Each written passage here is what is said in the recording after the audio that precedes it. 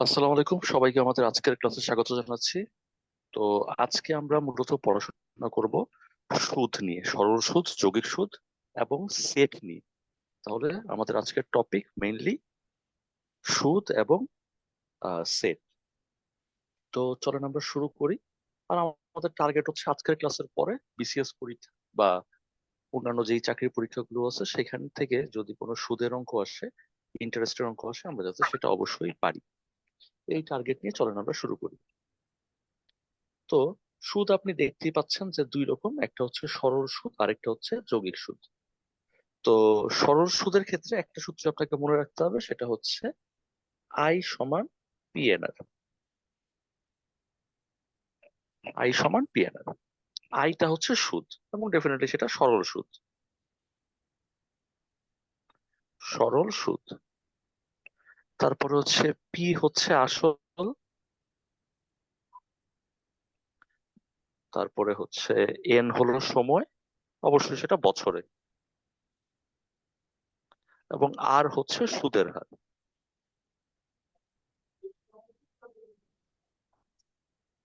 তো জাস্ট আমরা এই সূত্রটাই মনে রাখবো। আমাদের সুদটা বা সরল সুদটা হচ্ছে আসল ইনটু সময় ইনটু সুদের হার, এবং সুদের হারটা অবশ্যই পার্সেন্টেজে, সুদের হারটাকে আমরা পার্সেন্টেজে বসাবো। এই হচ্ছে আমাদের সরল সুদের সূত্র। আর সরল সুদের অঙ্ক আমরা দেখে চিনবো কি করে? যদি অঙ্কে কোনো কিছু বলা না থাকে তাহলে ওইটা সরল সুদই হবে বাই ডিফল্ট।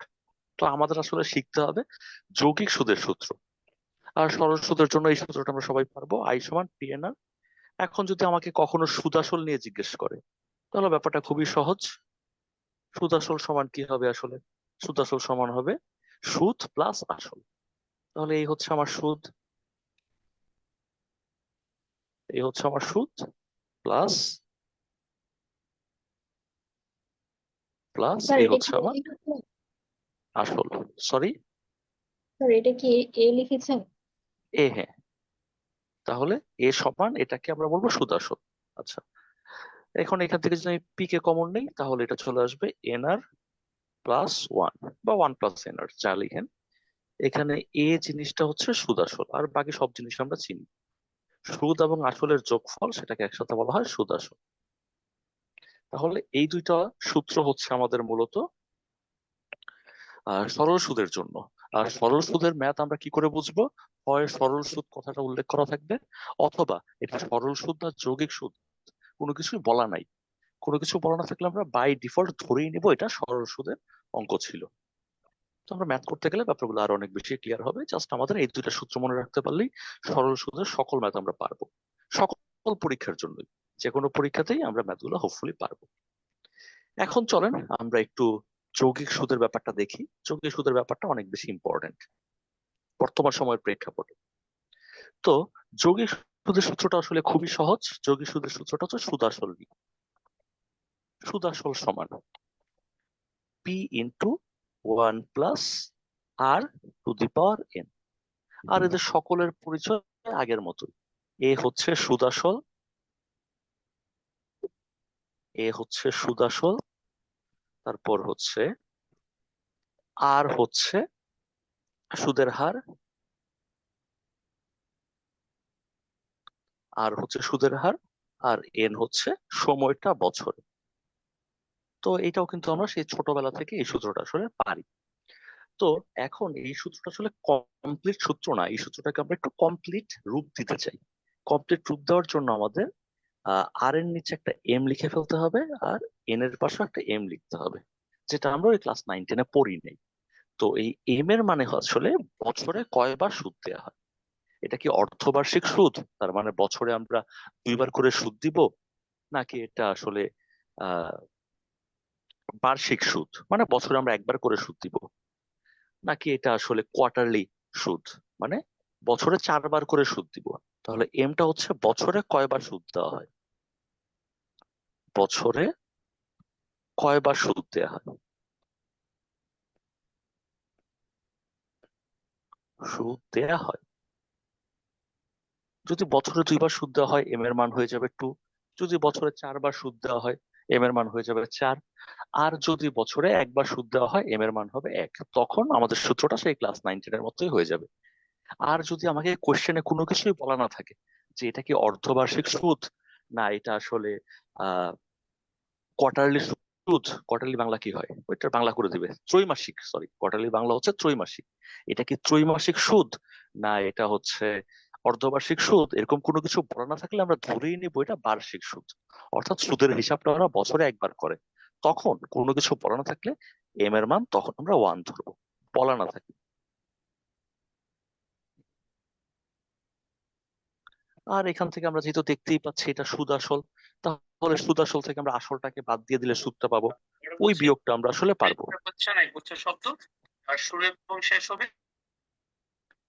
আচ্ছা, তাহলে যদি আমাদেরকে সুদ বের করতে বলে আমরা সুদ আসল থেকে আসলটা বাদ দিয়ে দিব, সেটা সুদ হয়ে যাবে, এটা আমরা পারবো। তাহলে আমাদের হোপফুলি সুদের ফর্মুলাটাও ক্লিয়ার। এখন আমাদের সবচেয়ে ইম্পর্টেন্ট পার্ট, সেটা হচ্ছে আমাকে দেখে কি করে বুঝবো এটা আসলে যৌগিক সুদের কিনা। চলেন এই ব্যাপারটা আমরা একটু ডিসকাস করি। ইন দ্য মিনটাইম আপনাদের কারো কোনো কথা আছে কিনা? না স্যার। ওকে, তাহলে আমরা মোস্ট ইম্পর্টেন্ট পার্টটাতে সুইচ করি। সেটা হচ্ছে ম্যাথটা দেখে আমাকে চিনতে তো হবে যে এটা আসলে যৌগিক সুদের সূত্র, অ্যাপ্লাইটা করতে হবে। সূত্রটা চিনতে পারলে অ্যাপ্লাই করাটা খুব সহজ। তাহলে আমরা চলেন অ্যাপ্লাই করা শুরু করি। আরেকটা চ্যালেঞ্জ আছে, ছোট্ট চ্যালেঞ্জ সুদের অঙ্কের ক্ষেত্রে, সেটা হচ্ছে একটু বড় বড় গুণ করতে হতে পারে। বড় বড় গুণ করার জন্য একটু মানসিকভাবে প্রস্তুত থাকতে হবে। তো চলেন আমরা যৌগিক সূত্রে কখন আমরা অ্যাপ্লাই করব। প্রথম ব্যাপার হচ্ছে আমাকে কোশ্চেনে ক্লিয়ারলি মেনশন করে দিবে সুদটা যৌগিক সুদ, ক্লিয়ারলি সুদটা মেনশন করে দিবে যে এটা আসলে যৌগিক সুদের সূত্র। তো যদি যৌগিক সুদ শব্দটা উল্লেখ না থাকে তাহলে আমি বাই ডিফল্ট ধরে নিব এটা আসলে সরল সুদ। সেকেন্ড ব্যাপার যেটা, যদি আমাদেরকে বলে জনসংখ্যা হিসাব করতে, আমাকে জনসংখ্যার যদি হিসাব করতে বলে, জনসংখ্যা বৃদ্ধি পাচ্ছে, বৃদ্ধির হার এমন, তখন আমি যৌগিক সুদের সূত্রটা আসলে অ্যাপ্লাই করব। থার্ড ব্যাপার, যদি আমাকে বেতনের হিসাব নিকাশ করতে বলে, এই যে আপনারা সরকারি চাকরিতে যোগদান করবেন, তো তখন আপনার যে ইনক্রিমেন্ট হবে এই ইনক্রিমেন্টের হিসাব নিকাশও কিন্তু যৌগিক সুদের সূত্র অ্যাপ্লাই করেই আপনাকে করতে হবে। আর 4 নাম্বার ব্যাপার হচ্ছে অপচয়। এই যে আমরা বিভিন্ন পণ্য ব্যবহার করতেছি, আজকে আমি একটা ধরেন মোবাইল ফোন কিনে নিয়ে আসছি, এই মোবাইল ফোনটার আজকে দাম হচ্ছে 10,000 টাকা। তো আমি 1 বছর যদি মোবাইল ফোনটা ব্যবহার করি, নিশ্চয়ই এই মোবাইল ফোনটা 10,000 টাকা দাম থাকবে না। আমি যে ব্যবহার করছি, ব্যবহার করার কারণে জিনিসটার ক্ষয় হয়, এই ব্যবহার জনিত ক্ষয়কে বলা হয় অপচয়। তো এই স্যার অবচয় এটা কি রিলেটেড ম্যাথগুলো, অবচয় ডিপ্রিসিয়েশন, অবচয় বা ডিপ্রিসিয়েশন, তো আমাদের আসলে বাংলায় আসবে বিসিএস এর জন্য। তো আমাদের এই ব্যবহার জনিত ক্ষয় এই হিসাবটা করার জন্য আমাদের এই সরল সুদের, সরি যৌগিক সুদের সূত্রটা অ্যাপ্লাই করতে হবে। তো যৌগিক সুদের সূত্রটা আমরা আরেকবার যদি রিভিশন দিই, সূত্রটা খুবই সহজ। এ সমান, এ হচ্ছে সুদ আসলটা, এ সমান হচ্ছে P into 1 + r divided by M to the power M N বা এন এম। এ হচ্ছে সুদ আসল, পি হচ্ছে আসল, আর হচ্ছে সুদের হার, এম হচ্ছে বছরে কয়বার সুদ দেওয়া হয়, এখানে কি ত্রৈমাসিক সুদের হিসাব হচ্ছে না অর্ধবার্ষিক সুদের হিসাব হচ্ছে। আর কোনো কিছু বলা না থাকলে আমরা ধরবো এটা বার্ষিক সুদ, এবং সেই ক্ষেত্রে এম এর মানটা হচ্ছে 1। এটা হচ্ছে আমাদের সুদের ক্ষেত্রে। জনসংখ্যা এবং বেতন এগুলোর ক্ষেত্রে আসলে হিসাবটা আর একটু সহজ। এই ক্ষেত্রে বছরে কয়বার বৃদ্ধি পায় বা বছরে কয়বার সুদ দেওয়া হয় ওই ব্যাপারটা আসলে থাকে না। ওই ক্ষেত্রে সূত্রটা খুব সিম্পলিফাইড সূত্র, পি ইকুয়াল আমরা ছোটবেলায় যেটা পড়ছি 1 + r⁴ এখানে সূত্রটা খুব সিম্পল। আর অবচয়ের ক্ষেত্রে যেহেতু এখানে অবচয় জনিত ক্ষয়ের কারণে দাম কখনো বাড়বে না, এখানে অবচয় জনিত ক্ষয় হলে দামটা কমে যাবে, তাহলে সেখানে আমার জিনিসটার মূল্য দাঁড়াবে আগের মূল্য ইন্টু 1 কারণ আগে আর এর মানগুলো ছিল পজিটিভ, এখন আর এর মানটা হয়ে যাবে নেগেটিভ 1 - r⁴ আবার জনসংখ্যা যদি বৃদ্ধি না পেয়ে হ্রাসও পায় তখনও কিন্তু আর এর মান নেগেটিভ হবে। তো এগুলো আমরা একটু এক্সাম্পল দেখলে আমাদের কাছে ক্লিয়ার হবে। চলেন আমরা এক্সাম্পল দেখি। ইন দ্য মিন টাইম কারো কোনো কোয়েশ্চেন থাকলে বলতে পারেন, আদারওয়াইজ আমরা এক্সাম্পল করলে একদম ক্লিয়ার হয়ে যাবে হোপফুলি। স্যার আর একবার কি বলছে? আমি মাত্র ঢুকেছি। ও তাহলে একটু ভিডিওটা দেখে নিন, তাহলে সবাই যে বিরক্ত হবে। Okay sir. আচ্ছা, তো আমরা সবাইকে আসলে বিরক্ত করতে চাই না, এই জন্য আপনি একটু মনে হয় ভিডিওটা পরে দেখে নিন।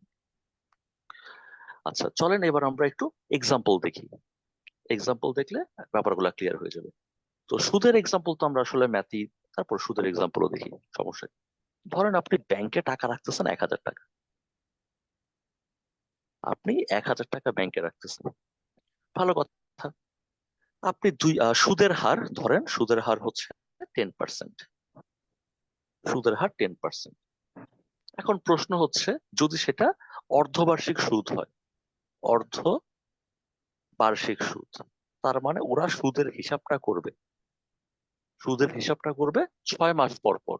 6 মাস আপনি ব্যাংকে টাকা রাখছেন, যে সুদ হয় সেই সুদটা আপনাকে দিয়ে দিবে। এরপরে আরো 6 মাস পরে আবার আপনাকে সুদ যা হয় সেটা হিসাব করে ওরা দিয়ে দিবে, তার মানে অর্ধবার্ষিক সুদ। এখন কথা হচ্ছে 2 বছর পর, 2 বছর পর সুদ আসলের কি অবস্থা? 2 বছর পর সুদ আসল কেন? ধরেন এই একটা কোয়েশ্চেন দিই, আমাদের জন্য হিসাবটা খুব সহজ। সুদ আসলের formula a equal p into 1 plus r divided by m to the power m। সবগুলা ভ্যালু আমার কাছে আছে, জাস্ট বসাবো। আসলটা হচ্ছে 1,000, আমি ব্যাংকে টাকা রাখছিলাম 1,000। তারপর হচ্ছে 1 প্লাস আর এর মান হচ্ছে 10%। 10%-এর পরিবর্তে কি লেখা যায় আমাকে কে বলতে পারবেন, কার মনে আছে? 10%-কে 1 বাই আমরা যদি 100। লিখি 1/100। 10 এর মতো থাকবে, আর পার্সেন্টের পরিবর্তে হয়ে যাবে 1/100। তাহলে পার্সেন্টের মানে পরিবর্তে লেখা যায় 1/100। লিখে ফেললাম 1/100। তারপর অর্ধবার্ষিক সুদ, তার মানে বছরে কয়বার সুদ দিবে? 2 বার। বছরে 2 বার দিবে। তাহলে এম এর মানটা কত হবে এখানে? 2। 2। এম এর মান 2। কারণ অর্ধবার্ষিক বলছে মানে ও সুদের হিসাবটা করে 6 মাস পর পর, বছরে 2 বার সে করে। তার মানে বছরে সুদ দেয় 2 বার। তার মানে এখানে আমার এম এর মানটা হচ্ছে 2। এম এর মান হচ্ছে 2। আর পাওয়ার কি হবে? পাওয়ার হয়ে যাবে 2 2, ইন্টু 2। 2 বছর ইন্টু 2। এখন এটা হিসাব নিকাশ করলে যা হয় সেটাই আমাদের আনসার। দেখেন কনসেপ্টটা ক্লিয়ার হয়েছে কিনা। আমরা হিসাব জি। নিকাশ এক্সাম্পল দেখে করব, যেগুলো পরীক্ষায় আসে, আমরা জাস্ট কনসেপ্ট ধরার ট্রাই করতেছি। পারবো তো সবাই? এমটা কি এই যে এম এন যেটা, এটা একটু বললে ভালো হতো স্যার, এই জায়গাটা বসে। এম এনটা হচ্ছে, প্রতিটাই বলতেছি, এ হচ্ছে সুদাসল। এ কি জিনিস বলেন তো ভাই? এ কি সুদাসল জিনিস? এ হচ্ছে সুদাসল। সুদাসল সুদাসল কি জিনিস বলেন তো একটু? সুদ যোগ আসল দুইটা আছে এখানে, সুদ এবং আসল। সুদ এবং আসল আছে। কি কি জিনিস বলেন তো?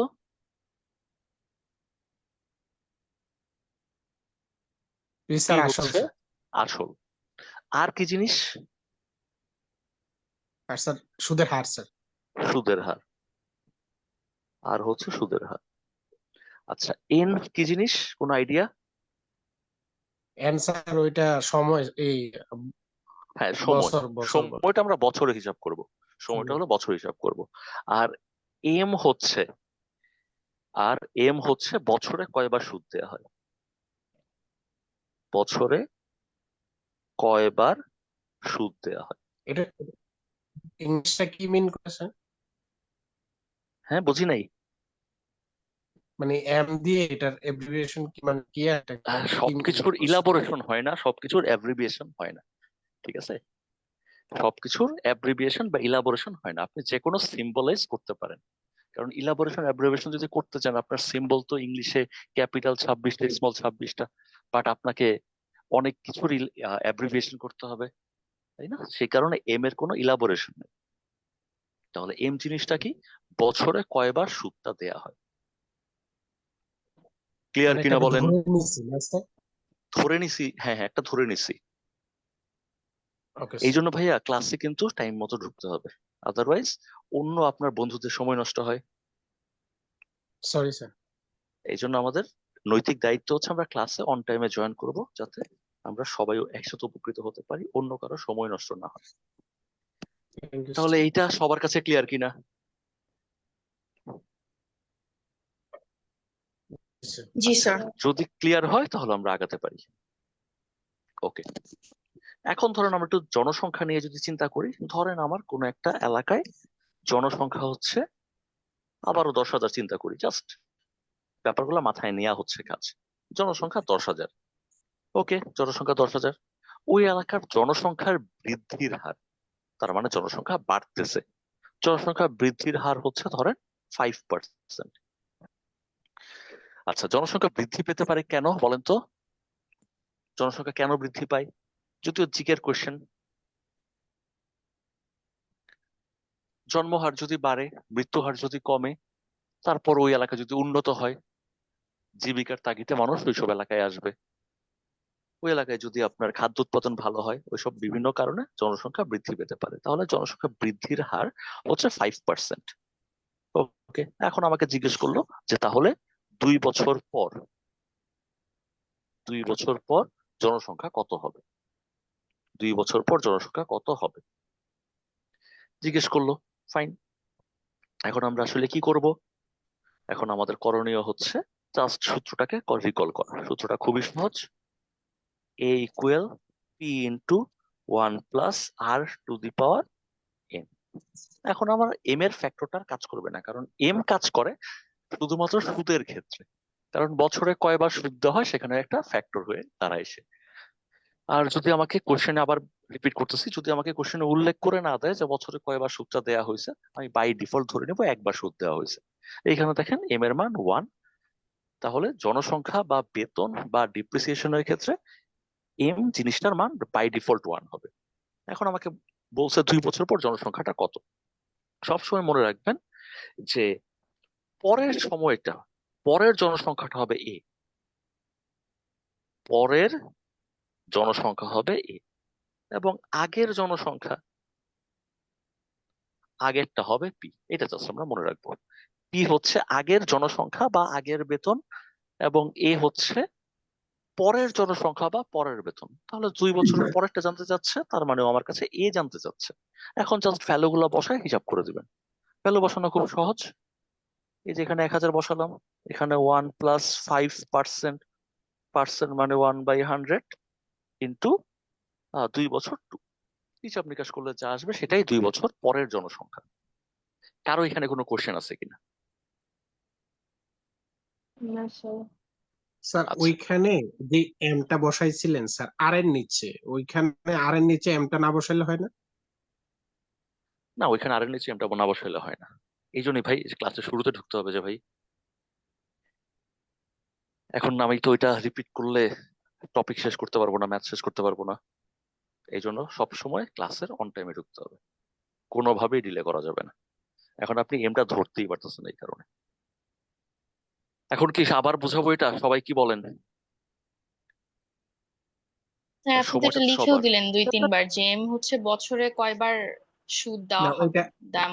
না বিষয়টা হলো ওই যে এন এর জায়গায় একবার এম, আবার আর এর নিচে একবার এম, এটা আর কি। হ্যাঁ হ্যাঁ, এটা হচ্ছে এখন সূত্রের প্রমাণটা দেখানো যায়, কিন্তু আমরা ফুল কোর্সে সূত্রের প্রমাণগুলা দেখবো কেন এটা হয়েছে। এখন আমরা যেহেতু শর্ট কোর্সে আছি, আমরা কোনো সূত্রের আসলে প্রমাণটা দেখতে যাচ্ছি না, আপাতত মেনে নিতে বলতেছি আর কি। যখন আমরা ফুল কোর্স করব তখন আমরা একদম স্টেপ বাই স্টেপ প্রুফটা ডেভেলপ করবো যে আর এর নিচে কেন এম হবে, এন এর পাশেই কেন এম হবে। ওকে, ওকে। আচ্ছা, আপাতত জাস্ট আমরা ফর্মুলা ইউজ করতেছি। এখন ধরেন কোশ্চেনটা একটু ঘুরায় দিল, যে কোশ্চেনটা আমাকে ঘুরায় দিল যে এখন বর্তমানে জনসংখ্যা হচ্ছে 1,000। ভালো কথা। জনসংখ্যার বৃদ্ধির হার হচ্ছে 5%। ভালো কথা। এখন জিজ্ঞেস করলো 2 বছর আগে জনসংখ্যা কত ছিল। 2 বছর আগে জনসংখ্যা কত ছিল, এটা হচ্ছে কোয়েশ্চেন। জনসংখ্যা আজকে তো 1,000, ওকে, 2 বছর আগে জনসংখ্যা কত ছিল এইভাবে বলতে পারে। আবার ধরেন ওরা আরেকটু ক্রিটিক্যাল করতে পারে, ক্রিটিক্যাল না ঠিক, ভিন্ন ওয়েতে ভাষাটা ইউজ করতে পারে, যে 2024 সালে জনসংখ্যা হচ্ছে 1,000, আর এই এলাকার বৈশিষ্ট্য হচ্ছে জনসংখ্যার বৃদ্ধির হার 5%, জনসংখ্যা বাড়ে প্রতি বছর 5% করে বাড়ে। তাহলে 2022 সালে জনসংখ্যা কত ছিল, এটা হচ্ছে কোয়েশ্চেন। ওকে চলেন, কোয়েশ্চেনটা যদি এমন হয় তাহলে ব্যাপারটা কেমন দাঁড়ায়। আমি আপনাকে আগেই বলছি যে এই সূত্র আমরা কখন ইউজ করব, আমরা জনসংখ্যার ম্যাথ করার ক্ষেত্রে এই সূত্রটা ইউজ করব। ওকে ফাইন, এখন চলেন দেখি। আপনাকে একটু আগেই বলছিলাম এ এটা কোন সময়ের জনসংখ্যা আর পি কোন সময়ের জনসংখ্যা, এ আগেরটা না পি আগেরটা? পি স্যার আগেরটা, এই আগে এ হচ্ছে পরেরটা। পি হচ্ছে আগের জনসংখ্যা আর এ হচ্ছে পরের জনসংখ্যা। ফাইন, এখন আমরা এখানে ফর্মুলা বসাবো। এখন আমার কাছে জিজ্ঞেস করছে 2022 সালের জনসংখ্যা মানে আগের জনসংখ্যা, তাহলে আলটিমেটলি আমাকে এর মান পি এর মান বের করতে হবে, আমাকে বের করতে হবে পি এর মান। আর ওরা আমাকে দিয়ে দিচ্ছে অলরেডি এর মান, এর মান। এবং সেই এর মানটা হচ্ছে 1000 ইকুয়াল পি এর মানটা বের করতে হবে। ফাইন, 1 প্লাস জনসংখ্যা যেহেতু বৃদ্ধি পাচ্ছে তাহলে আর এর মানটা পজিটিভ 5, আর পাশে পার্সেন্ট আছে সেটার ভ্যালু হচ্ছে 1/100। তারপর হচ্ছে পাওয়ার হবে 2 বছর, যেহেতু গল্পটা 2 বছরের তাই উপরে 2। এখন আমরা হিসাব নিকাশ করে জিনিসটা বের করতে পারবো। পারা যাবে কিনা পি এর ভ্যালুটা বের করা? জি স্যার। ওকে, এখন আমাকে যদি কখনো বলতো যে জনসংখ্যা এলাকায় বাড়তেছে না, এই এলাকায় মৃত্যু হার বেশি, 5% রাখতে পারি আমরা, এই এলাকায় মৃত্যু হার বেশি সেই কারণে জনসংখ্যা আসলে কমে যাচ্ছে 5% করে, তাহলে 2 বছর আগে বা পরের জনসংখ্যা সেম সূত্র, কিন্তু আর এর মাইনাস মানটা দিয়ে কি করুন। নেগেটিভ হয়ে যাবে, মাইনাস আর এর মানটা তখন নেগেটিভ হয়ে যাবে, যেহেতু নেগেটিভ জনসংখ্যা হ্রাস পাচ্ছে। হ্রাস পেলে আমরা সেম ম্যাথই করব, শুধুমাত্র এখানে প্লাসের পরিবর্তে মাইনাস ইউজ করব। পারা যাবে কিনা? জি স্যার। আর আগে পরে এই ব্যাপারটাও ঠিক থাকবে। যদি বলে জনসংখ্যা হ্রাস পাচ্ছে, জনসংখ্যা হ্রাসের হার 5%, তার মানে আর এর ভ্যালুটা -5%। এবার যদি আমরা একটু ডেপ্রিসিয়েশন নিয়ে চিন্তা করি, ধরেন আজকে আপনি একটা মোবাইল ফোন কিনলেন, মোবাইল ফোনটার দাম হচ্ছে 1000 টাকা, আর তার ডেপ্রিসিয়েশন রেট বা অবচয়ের হার বা ব্যবহারজনিত ক্ষয়ের হার, ব্যবহার করলে তো জিনিসটার ক্ষয় হবেই, ব্যবহারজনিত ক্ষয়ের হার হচ্ছে 10%, অবচয় 10%, অবচয় 10%, তার মানে ক্ষয় হয়ে যাচ্ছে 10%। এখন আপনাকে জিজ্ঞেস করলো যে 1 বছর পর জিনিসটার দাম কত দাঁড়াবে, বা 2 বছর পর জিনিসটার দাম কত দাঁড়াবে। এই ক্ষেত্রে আমাদের ফর্মুলা কি হবে, ফর্মুলা আগেরটাই, এ equal P into 1 - r⁴ n। যেহেতু অবচয়, তার মানে ব্যবহার করার কারণে ক্ষয় হচ্ছে, জিনিসটার দাম আসলে বাড়তেছে না, জিনিসটার দাম কমে যাচ্ছে গ্র্যাজুয়ালি, প্রতি বছর 10% করে কমতেছে, তাহলে 2 বছর পর জিনিসটার দাম কত দাঁড়াবে। এখন এই ক্ষেত্রে ব্যাপারটা 2 বছর পরের দাম জিজ্ঞেস করতেছি, এ মানে সবসময় পরে আর পি মানে সবসময় আগে, তাহলে 2 বছর পরের দাম, তার মানে আমাকে স্যার মানে এর জনসংখ্যার মানটা বের ক্ষেত্রে করতে হবে। হ্রাস পাওয়ার যে সূত্রটা ওইটাই এখানে হবে, রাইট, তাই তো? সেটাই এখানে ইউজ হবে এক্স্যাক্টলি। তাহলে আমার জিনিসটার দাম ছিল 1000 টাকা, 1 মাইনাস আর এর ভ্যালু হচ্ছে 10%, মানে 10/100 টু দি পাওয়ার হচ্ছে 2 বছর পরের হিসাব। এই আমরা পেয়ে গেলাম 2 বছর পর জিনিসটার দাম কত হবে। আর যদি আমাকে বলে যে আজকে দাম হচ্ছে 1000 টাকা, এই জিনিসটার অবচয় হচ্ছে 10% করে, তাহলে 2 বছর আগে আপনি জিনিসটা কিনেছিলেন, যখন কিনেছিলেন তখন জিনিসটার দাম কত ছিল, কেনার সময় জিনিসটার দাম কত ছিল। আজকে তো আপনি 2 বছর ধরে ব্যবহার করতেছেন, তাই আজকে দাম হচ্ছে 1000 টাকা। তখন আমাদের কি করতে হবে, আমাকে আগের দাম জিজ্ঞেস করতেছে, তার হুম, মানে আমাকে পি এর ভ্যালু বের করতে হবে। আর আজকের দাম 1000, আর বের করতে হবে 2 বছর আগের দাম, তাহলে 2 বছর আগের দামটা হচ্ছে পি, পি এর ভ্যালু বের করতে হবে 1 - 10/100 টু দি পাওয়ার 2 বছর বললে 2। এবার হিসাব নিকাশ করলে বেরোবে। ক্লিয়ার কিনা? জি। ওকে। ওকে, তাহলে আশা করি আমাদের মোটামুটি ইন্টারেস্টের বেসিকটা ডেভেলপ করছে, আমরা এখন ম্যাথ সলভ করতে পারি। সবাই বুঝছি কিনা জিনিসটা? বুঝলে ম্যাথ খুবই সহজ। জি তাহলে আমরা আশা করি আমাদের কনসেপ্টটা মোটামুটি ক্লিয়ার, এখন আরো ক্লিয়ার হবে এক্সাম্পল দেখলেই বা এক্সাম্পল করলে অনেক বেশি ক্লিয়ার। চলেন আমরা দেখি। এই হচ্ছে আমাদের ফার্স্ট কোশ্চেন, আশা করি আমরা সবাই পারবো। ফার্স্ট কোশ্চেন বলছে কি 6% হারে, তার মানে সুদের হার হচ্ছে 6%।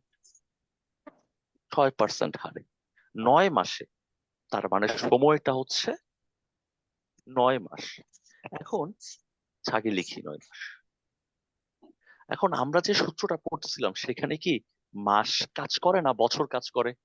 বছর। বছর। তাহলে আমরা মাসকে কি করে বছর বানাইতে পারি? 12 দিয়ে ভাগ। 12 দিয়ে ভাগ দিই। যেহেতু 12 মাসে 1 বছর, তাহলে আমরা 12 দিয়ে ভাগ দিয়ে দিই। তাহলে 9/12 এই বছর হয়ে গেল। এবার এটাকে একটু কাটাকাটি করে আপনি পাচ্ছেন কত? 3 3 9, 3/4 3 4 12, 3/4 ইয়ার। ওকে, তারপর আমাদেরকে বলছে 6% সুদে 9 মাসে 10,000 টাকার উপর সুদ কত? তাহলে আসলটা হচ্ছে এখানে 10,000। এখন সুদ কত জিজ্ঞেস করছে? সুদের সূত্র আপনি খুব ভালোই জানেন, আই সমান পিএনআর। দেখেন এই অঙ্কে একবারও বলা নাই যেটা যৌগিক সুদ। যৌগিক সুদ বলে নাই, তার মানে বাই ডিফল্ট এটা সরল সুদই হবে। এখন ভ্যালু বসাবেন, এখানে কত? 10,000 ইন্টু এন এর মান কত? 3/4 ইন্টু আর এর মান কত? 6%। 6% না বসে পার্সেন্টের পরিবর্তে 1/100 দিয়ে দিই। এখন হিসাব নিকাশ করলে যা হয়, তাহলে এখানে 0 0 ফেলে দিচ্ছি, 0 0 ফেলে দিচ্ছি। তারপরে হচ্ছে এখানে যদি কাটি তাহলে 3 দুগুণা 6, এখানে কাটলে 2 দুগুণা 4। তাহলে এখান থেকে পাওয়া যাচ্ছে এখানেও কেটে তো ফেলি ওখানে আবার তাহলে 50 কাটা এখান যায়। থেকে, হ্যাঁ হ্যাঁ 50 কেটে ফেললাম।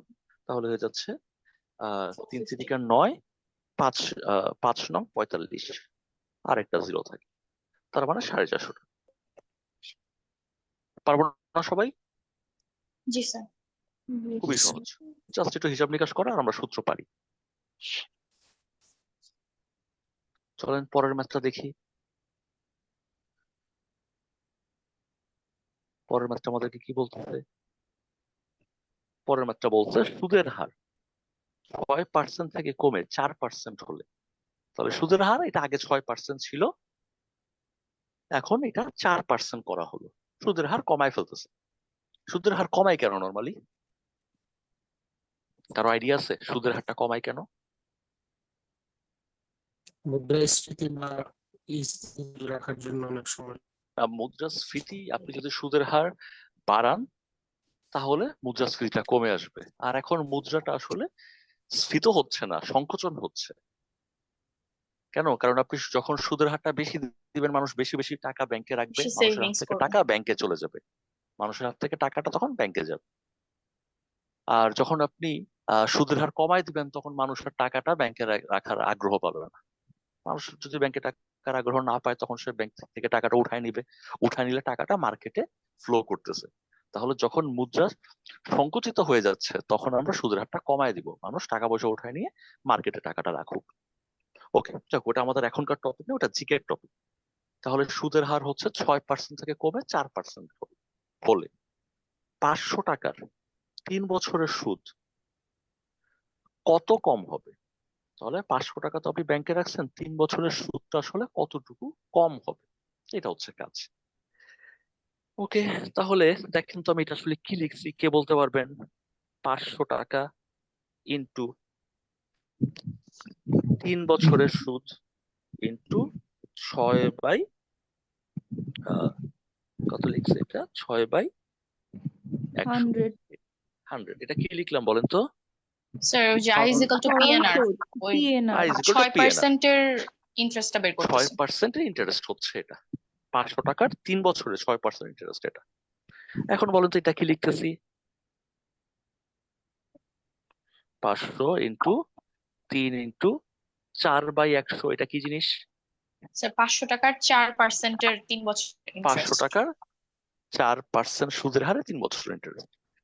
তাহলে 500 টাকার 3 বছরের ইন্টারেস্ট 6% থেকে 500 টাকার 3 বছরের ইন্টারেস্ট 4%, এটা বাদ দিয়ে দিলেই আসলে সুদ কত কম হবে সেটা আমরা খুঁজে পাবো।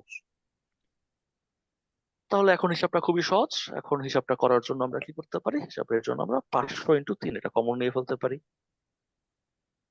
তাহলে আমাদের এখানে পড়ে থাকবে, বা আমরা নর্মাল হিসাব এমনিও করে ফেলতে পারি, এখানে কমন নেওয়ার আগে হিসাব হয়ে যাবে, এত ছোট ছোট সংখ্যা দিয়ে দিছে।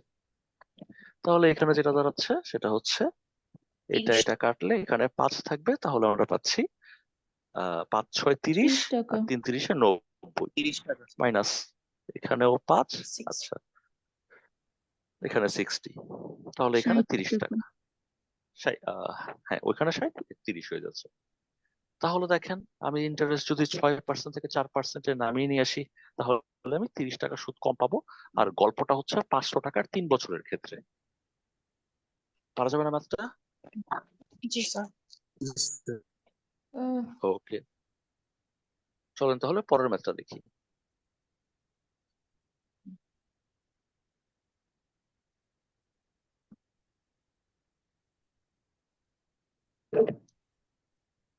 আচ্ছা, দেখি এই ম্যাথটা কি বলতেছে আমাদেরকে। তারা 5% সরল সুদে 1000 টাকা, ওকে, এবং 10% সরল সুদে 500 টাকা বিনিয়োগ, তাহলে দুই ভাবে বিনিয়োগটা করতেছে।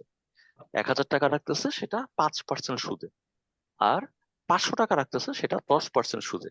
বিনিয়োগ করলে 3 বছর পর তিনি কত টাকা সুদ পাবেন? খুবই সহজ। দেখেন 1000 টাকা বিনিয়োগ করছেন 1000, এবং সেটা বিনিয়োগ করছেন কয় বছরের জন্য? 3 বছরের জন্য, এবং সুদের হার ছিল 5%, 5/100। তাহলে এটা কি বেরোইলো? স্যার 1000 টাকার 5%-এর 1000 টাকার 5% ইন্টারেস্ট হারে, হ্যাঁ 3 3 বছর। বছরের ইন্টারেস্টটা। তারপর হচ্ছে এবার 500 টাকা রাখতেছি, এটা হচ্ছে আমার আসল, এটাও রাখবো 3 বছর, 3, এবং সময়টা হচ্ছে 3 বছর, আর সুদের হারটা 10%। এখন ওরা চাচ্ছে মোট সুদ, তাহলে মোটটা যোগ করে দিলাম। বাম পাশে হচ্ছে 1000 টাকা 3 বছর রাখলে 5% সুদের হারে, আর ডান পাশেরটা হচ্ছে 500 টাকা রাখতেছি 3 বছরই, কিন্তু 10% সুদের হারে। এখন মোট কত পাবো? যোগ দিয়ে দিব। আগে যে কত বেশি কম পেতাম বিয়োগ দিতাম, এখন যোগ দিয়ে দিব। যোগ দিলে কত আসে? 150 এখানে, প্লাস 300 এখানে কত আসবে? এখানে হচ্ছে 5 থাকে, তাহলে হচ্ছে আহ এখানেও 150 টাকাই আসে, তার মানে টোটাল 300 টাকা। 300 পারা যাবে না? জি। তাহলে জি দেখতেই স্যার। পাচ্ছেন ম্যাথ খুবই সহজ ম্যাথ আসে, খুব বেশি বিচলিত হওয়ার কোনো কারণ নেই।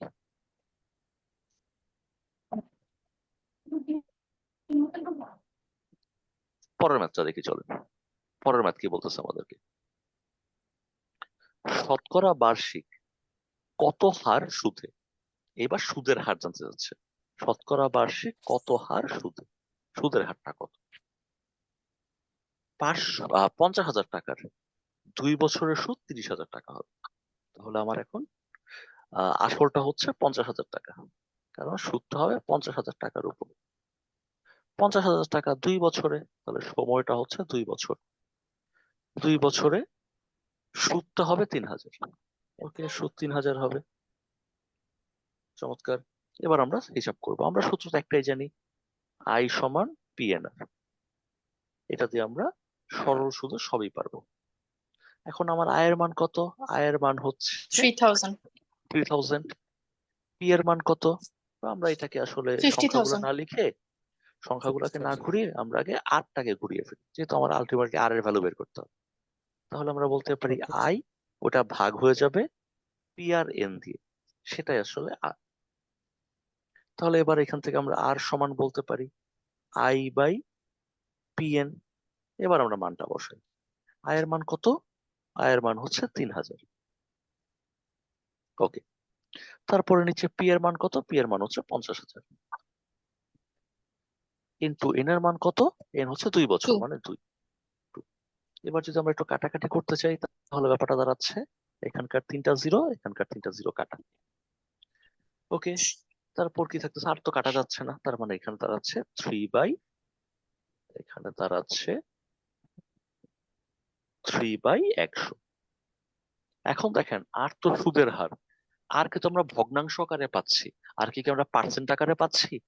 কিন্তু আর কে তো নর্মালি পার্সেন্ট আকারে প্রকাশ করা হয়, এবং অপশন 3%। আপনি দেখতে পাচ্ছেন।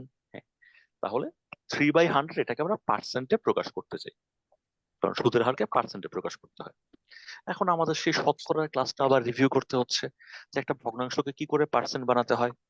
কার মনে আছে ভগ্নাংশকে আমরা কি করে পার্সেন্ট বানাই? স্যার একটা 100 100 দিয়ে দিয়ে 100 × গুণ 100, দিয়ে 100 পার্সেন্ট কাটা। লিখে দিই। পার্সেন্ট। তাহলে ভগ্নাংশ ছিল 3/100, আর এটাকে পার্সেন্ট বানাবো কি করে? দেখেন, সমান চিহ্ন মান সমান রাখবো। তাহলে 3/100 এটা সমানই রাখতে হবে, সাথে একটা 100 দিয়ে গুণ দিয়ে তারপর পার্সেন্ট চিহ্নটা দিয়ে দিই, তাহলে সেটা পার্সেন্টে প্রকাশ হয়ে যাবে। এখন 100 কাটা গিয়ে থাকবে 3%। তাহলে আমাদের এই ক্ষেত্রে উত্তরটা হচ্ছে 3%। দেখেন সবাই আমরা পারবো কিনা। জি জি স্যার। স্যার। ওকে, এরকম পারলেই কিন্তু আসলে প্রতিটা চ্যাপ্টার যখন আপনি এভাবে পারবেন, বিসিএস এ মনে হয় না আপনার এই 70% মার্কস পাওয়া নিয়ে খুব বেশি কষ্ট করতে হবে। স্যার এই ম্যাথ গুলা প্র্যাকটিস করবো কোন বই থেকে বা কোথা থেকে? আপনার কাছে এখন বললাম তো, এখন আপনি নতুন কোনো সোর্সিং করতেই যাবেন না, আপনার কাছে যেই বইটা আছে সেই বইটাই প্র্যাকটিস করবেন। আপনার কাছে কোন বইটা আছে? আমার কাছে তো যে জর্জের বই আছে আর হচ্ছে ওকে, জর্জের বই থেকে প্র্যাকটিস ক্যারিয়ার করেন। ম্যাপের বই আছে। আচ্ছা, তাহলে জর্জের বইটা থেকে প্র্যাকটিস করেন, যেহেতু বিসিএস এর জন্য প্রিপারেশন নিচ্ছেন। জি স্যার। আচ্ছা, তারপরে আমরা দেখি, এখন নতুন বই নতুন সোর্সিং করাটা আসলে ই হবে না, ওয়াইজ হবে না। তাহলে আমরা পরের ম্যাথটা দেখি। 450 টাকা বার্ষিক 6% সুদে কত বছরে? এখন আমার কাছে বছর জানতে চাচ্ছে, তাহলে আমার টাকাটা হচ্ছে 450। 450 টাকা বার্ষিক 6% সুদে, তার মানে সুদের হারটা 6%। কত বছরে, মানে সময় জানতে চাচ্ছে কত বছরে। সুদে আসলে 558 টাকা হবে, তাহলে সুদ এবং আসলকে যোগ দিলে 558 হবে। তাহলে আমার সুদ হচ্ছে আই, প্লাস আসল হচ্ছে পি, এই দুটাকে যোগ দিলে সেটা হবে 558 টাকা। এই তথ্যটা আমাকে ওরা দিয়ে দিছে। চলেন এন এর মানটা বের করি। আমরা তো সূত্র খুব ভালোই জানি, আমরা একটা সূত্র জানলে আসলে সব কাজ হয়ে যায়। সেই সূত্র হচ্ছে আই সমান পি এন আর, এই এক সূত্র জানলেই সবকিছু হয়ে যায়। ওকে, এখন এখান থেকে আমরা দেখতে পাচ্ছি আমাদেরকে দিয়ে দিছে আই প্লাস পি আর হচ্ছে 558, এটা আমাদেরকে দিয়ে দিছে। তাহলে আমরা বোথ সাইড একটা করে পি যোগ দিয়ে দেই, কারণ আই প্লাস পি এর মান তো আমি জানি। এই যে এখানে আই ছিল, এখানে একটা পি যোগ করে দিলাম, অথবা আমরা এই সূত্র নিয়েও কাজ করতে পারি, এখানে আমরা আয়ের মানটা বসায় দিলাম, যেটা আপনার ভালো লাগে। আমরা মনে হয় এখানে আয়ের মান বসায় দিলে আপনার জন্য সুবিধা হবে। সবভাবেই আপনি চিন্তা করতে পারেন, সবই সঠিক, কোনো সমস্যা নেই। তাহলে চলেন কম্পারেটিভলি ইজি একটা চিন্তা করতেছি। এখন আই সমান পি এন আর, তো তাহলে আয়ের মান, এখানে আমরা আয়ের মান বসাই দিই, পি এন আর প্লাস এই যে পি, এই পি আছে, ইকুয়াল 558 টাকা ছিল, 558 টাকা থাকুক। জাস্ট এইখান থেকে আমরা কাজ করলাম, আয়ের ভ্যালু বসাই দিলাম পি এন আর, পি এর মান পি এর জায়গায় থাকবে, ইকুয়াল 558। এখন পি এন আর এর মান কত, এটা তো আমরা আসলে জানি না, এখন আমরা ভ্যালুটা বসাবো। তো এখান থেকে আমরা যেটা করতে পারি সেটা হচ্ছে, পি এর মান হচ্ছে 450। ওকে, 450 ইন্টু এন এর মান কত, এন এর মান তো বের করতে হবে, এন এর মান তো আমার মুখস্থ নাই, বা এন এর মান বের করাটাই আমার কাজ। আর আর এর মান কত, আর এর মান হচ্ছে 6/100। তারপরে এখান থেকে আমরা বসায় দিই, পিটাকে ডান পাশে নিয়ে যাই। তাহলে এটা ছিল 558 মাইনাস পি, পি বামে ছিল প্লাস, ডানে গিয়ে মাইনাস হয়ে গেল, আর পি এর মান কত, 450। এখন আমরা একটু হিসাব নিকাশ করতে চাই, এখানে আছে হচ্ছে যদি একটু কাটাকাটি করি, তাহলে ব্যাপারটা কি দাঁড়াচ্ছে, 3 দুগুণা 6 আর হচ্ছে 50 দুগুণা 100। এরপরে দেখেন আমরা যদি জিরোটা কেটে ফেলি, 5 নং 45 কাটাকাটি করলাম। তারপর হচ্ছে 3 নং 27, এখান থেকে আমরা পাচ্ছি 27 এন ইকুয়াল, এখানে যদি আমরা বিয়োগ দিই তাহলে পাচ্ছি 8, বিয়োগ দিলে পাচ্ছি 0, আর বিয়োগ দিলে পাচ্ছি 1। তাহলে এখান থেকে আমরা আবার পাবো এন সমান 108 ডিভাইডেড বাই 27। তাহলে 27 কতবার যাবে, 4 বার যাবে, তাই তো? 4 4, 4 বার যাচ্ছে। তাহলে সময়টা হচ্ছে আমাদের 4 বছর। দেখেন পারবো কিনা সবাই। জি স্যার। জি স্যার। ওকে, স্যার হ্যাঁ স্যার এই বলেন। যে স্যার পি এন আর প্লাস স্যার পি লিখলাম, স্যার এই লাইনটা না বুঝতে পারি নাই। বুঝতে পারেন নাই? ওকে, তাহলে দেখেন I plus P equal 558, agree or not? জি স্যার। এগ্রি।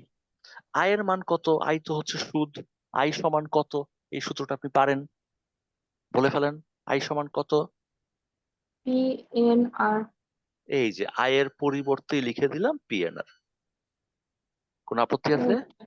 না না স্যার, বুঝতে তারপরে পেরেছি না। প্লাস পি, এই যে প্লাস পি ইকুয়াল জি ইকুয়াল 558 এরপর জাস্ট একটু মানগুলা বসায় হিসাব নিকাশ করছে। জি স্যার। পারবো সবাই? জি স্যার। ওকে, চলেন পরের ম্যাথে যাই।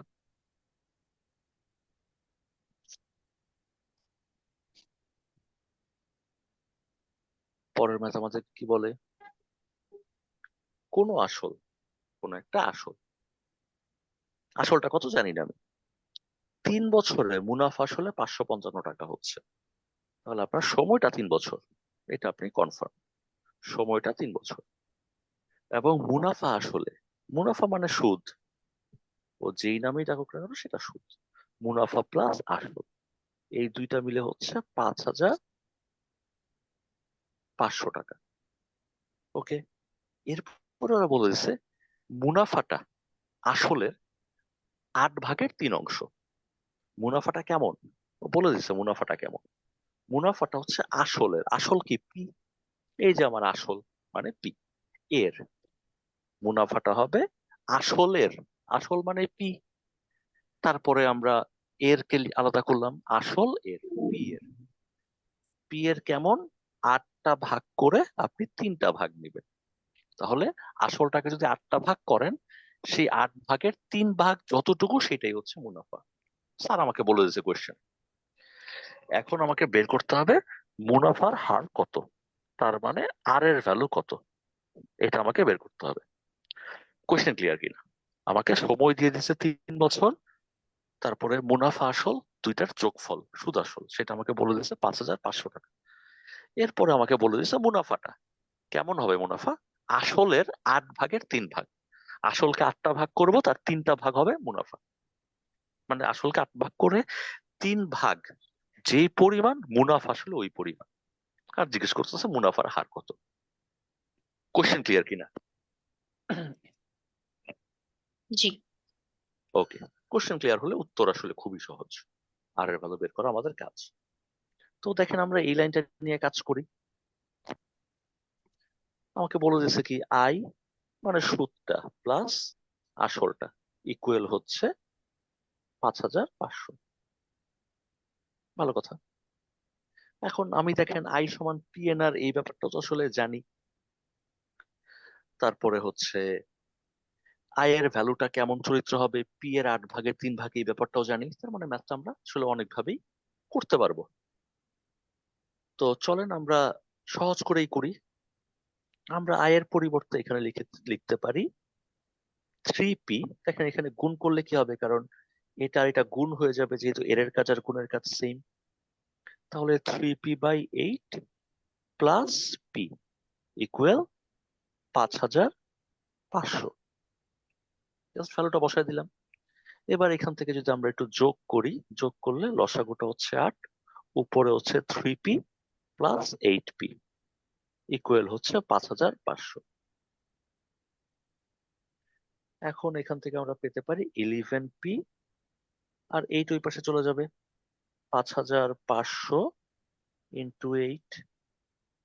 তাহলে এখান থেকে আমরা লিখতে পারি p ইকুয়াল, উপরে হচ্ছে 5500 ইন্টু 8, নিচে হচ্ছে 11। এবং কাটাকাটিও খুব সহজ, 5 11 55, হাতে শূন্য আছে 2টা, 5 8 40, আর 4000 শূন্য হচ্ছে 2টা, 4000 4000। টাকা। এটা হচ্ছে আমার কি আসলটা, পি এর ভ্যালুটা বের আসল হয়েছে, আসল বের হয়েছে পি এর ভ্যালু। আর পি এর ভ্যালু যদি এটা হয়, এখন এখান থেকে আমাকে বের করতে হবে মুনাফার হার কত। এখন আমরা খুব সিম্পল সূত্রে মুনাফার হার বের করতে পারবো। আমরা জানি আই সমান পিএনআর।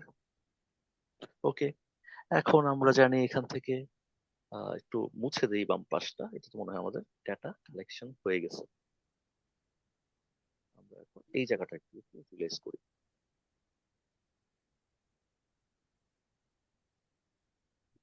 এই জায়গাটায় আমরা ইউটিলাইজ করব। আমরা আই সমান লিখে বলতে পারি পিএন আর। এখন এখান থেকে আমরা লিখতে পারবো যে আমাদের আয়ের কি অবস্থা। আয়ের অবস্থা হচ্ছে 4000, 1500 যা আসে আর কি, 4000 ইন্টু, এটাকে আমি 8 ভাগ করে 3 ভাগ দিব আইকে, 3 ইকুয়াল ইকুয়াল এখানে হবে 4000 ইন্টু, এখানে হবে এন এর মান কত, এন এর মান মনে হয় বের করা আমাদের কাজ ছিল। মুনাফা না, এন এর মানটা বলে দিছে 3 বছর, স্যার ইন্টু আর এর মান বের করব না আর আমরা? এর মান বের করা আমাদের কাজ। ওকে, তারপর আমরা অনেক কিছু লিখতেছি, এগুলো অনেক কিছু মনে মনে হয়ে যাবে, জাস্ট আমরা ম্যাথটা তো বোঝার ট্রাই করতেছি, এই জন্য লিখতেছি। এই 4000, এই 4000 কাটা, তারপরে হচ্ছে আমরা বলতে পারি তাহলে আর এর মানটা দাঁড়াচ্ছে উপরে 5 আর নিচে কত, নিচে হচ্ছে 3 8 24, নিচে হচ্ছে 24, উপরে হচ্ছে 5। ওকে, এবার আমাকে আর এর মানটা বের করতে হবে পার্সেন্টেজে। আর এর মান পার্সেন্টেজ কি করে বের করতে পারি, পার্সেন্টেজ বের করার নিয়মটাও খুবই সহজ। আমরা একটু এই জায়গাটাও মুছি। পার্সেন্টেজ বের করার কাজটা সহজ, মানে পার্সেন্টেজের সবচেয়ে সহজ অঙ্কগুলোর একটা অঙ্ক আমাদের আবার করতে হচ্ছে প্র্যাকটিসের জন্য। আমার আর এর ভ্যালুটা পার্সেন্টেজে আসে নাই, ভগ্নাংশে আসছে, এবং সেটা কত আসছে, সেটা আসছে হচ্ছে 5/24। এবার এটাকে যদি পার্সেন্টেজ করতে চাই, তাহলে 5/24 ইন্টু 100, তারপর পার্সেন্ট চিহ্ন দিয়ে দিব। এবার যদি কাটাকাটি করি, তাহলে আমরা দেখতে পাচ্ছি এখান থেকে আসতে হচ্ছে, যদি আমরা 4 দিয়ে কাটি, তাহলে 4 25 100, আর হচ্ছে 4 6 24। তারপর আমরা লিখতে পারি 5 25 কত, 125 ডিভাইডেড বাই 6। তারপর আমরা লিখতে পারি 4 6 24, হ্যাঁ নিচে 6, আর উপরে হচ্ছে 4 25 100, 5 25 125, তাহলে 6 দুগুণা 12, তারপর হচ্ছে হাতে 2, 6 দুগুণা 12,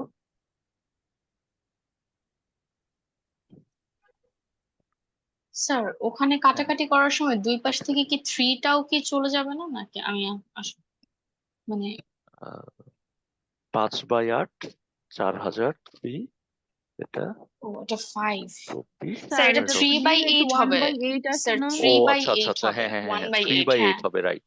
হ্যাঁ হ্যাঁ, 1 ওই বাই 8 জন্যই, আসবে। এই জন্যই সংখ্যাগুলো মিলতেছে না, হ্যাঁ রাইট। জি স্যার। তো ওই এটা জন্য 5 হবে না, এটা 3 হবে। আমি অনেক আগে তেমন বের করছি, বাট আমি আপনার ইকুয়েশনটা বুঝতে পারতেছিলাম না। আচ্ছা আচ্ছা, না 5 তো এখানে নাই, 5 বলে কোনো সংখ্যা নাই হ্যাঁ এখানে। স্যার, মানে 3টা কাটা চলে যাবে, হ্যাঁ হ্যাঁ হ্যাঁ, 4000 কাটা চলে যাবে, তাহলে 3 1 বাই 3 কাটা 8। চলে যাবে, রাইট রাইট। ওই 3টা এখানে 5 লিখে ফেলছি, এই জন্য আর মিলতেছে না। তাহলে এখানে ব্যাপারটা দাঁড়াচ্ছে কি, আমাদের থাকতেছে জাস্ট 1/8, এবং সেটাই হচ্ছে আর এর ভ্যালু। কিন্তু আমার পার্সেন্টেজে লাগবে, পার্সেন্টেজে কনভার্ট আমরা কিভাবে করব, 1/8 কে আমরা 100 দিয়ে মাল্টিপ্লাই করে পার্সেন্ট 100%। দিয়ে দিই। এখন আমরা যদি কাটাকাটি করি, তাহলে আসবে হচ্ছে এখানে 4 25 100, আর 4 2 8, 25 কে অর্ধেক করলে কত হয়, 12.5। 12.5 তাহলে 12.5% আমাদের আনসার হবে। দেখেন পুরো ফ্যাক্ট আমরা বুঝছি। জি স্যার। এই সেম ম্যাথ কিন্তু জি লিখিত স্যার। পরীক্ষায় আসছে, বিসিএস এর লিখিত পরীক্ষায় কিন্তু এই ম্যাথটাই আসছে। আসলে আমরা পারবো না। জি স্যার। জি স্যার। ওকে, চলেন তাহলে আমরা এগিয়ে যাই। স্যার হ্যাঁ বলেন। স্যার এই লাস্ট যে ম্যাথটা করলেন এই হুম ম্যাথেই হচ্ছে যে প্রসিডিওর গুলো আপনি স্টেপ বাই স্টেপ করছেন এই হুম সেমটাই হুম। হচ্ছে কি আপনার লিখিততে করলে হবে? হ্যাঁ সেমটাই লিখিততে করবেন, কিন্তু তখন একটু পরিচয় দিয়ে নিবেন যে প্রথমে লিখতে হবে সুদ কমা আয়, তারপরে লিখতে হবে। আমরা লিখিত প্রসিজারটাই করছি, কিন্তু পরিচয়গুলো দেইনি আপনাকে, জাস্ট এটার পরিচয়গুলো দিয়ে তারপর লিখতে হবে। Okay sir. পারবেন না? জি জি ডেফিনেটলি। ওকে ওকে, তারপরের ম্যাথটায় যাই আমরা। এই ম্যাথটায় এটার পাশে আসলে সালটা দেওয়া আছে। সবগুলো ম্যাথই আমি যে কটা ম্যাথ দিয়েছি সবই আসলে বিসিএস এর ম্যাথ, ওইগুলোর হচ্ছে সালটা নেওয়া হয় নাই আর কি, কোন বিসিএস এর সেটা নেওয়া হয়নি। বাট যে কটা ম্যাথ আমরা আজকে প্র্যাকটিস করলাম সবগুলো বিসিএস এরই ম্যাথ। চলেন দেখি এই ম্যাথটা কি বলতেছে। 10% মুনাফায় 3,000 টাকা, 8% মুনাফায় 2,000 টাকা বিনিয়োগ করলে মোট মূলধনের উপর গড়ে শতকরা হারে মুনাফা পাওয়া যাবে নিচের কোনটা? তাহলে আপনি 3,000 টাকা ইনভেস্ট করবেন 10% মুনাফায়, 2,000 টাকা ইনভেস্ট করবেন আপনি 8% মুনাফায়, এবং এতে আপনি যে মুনাফাটা আসলে বছর শেষে পাবেন, একটা মুনাফা তো পাবেন, সেই মুনাফাটা আসলে গড়ে কত পার্সেন্ট হচ্ছে?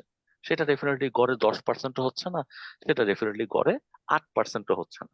তাহলে সেই মুনাফাটা গড়ে আসলে কত পার্সেন্ট হচ্ছে সেটা বের করা হচ্ছে আমাদের কাজ। চলেন দেখি। দেখেন আমরা এখানে ইনভেস্ট করতেছি হচ্ছে 3,000 টাকা, লিখলাম 3,000, এবং এখানে সরল না যৌগিক কিছু বলে নাই, বাই ডিফল্ট এটা সরল আমরা ধরবো।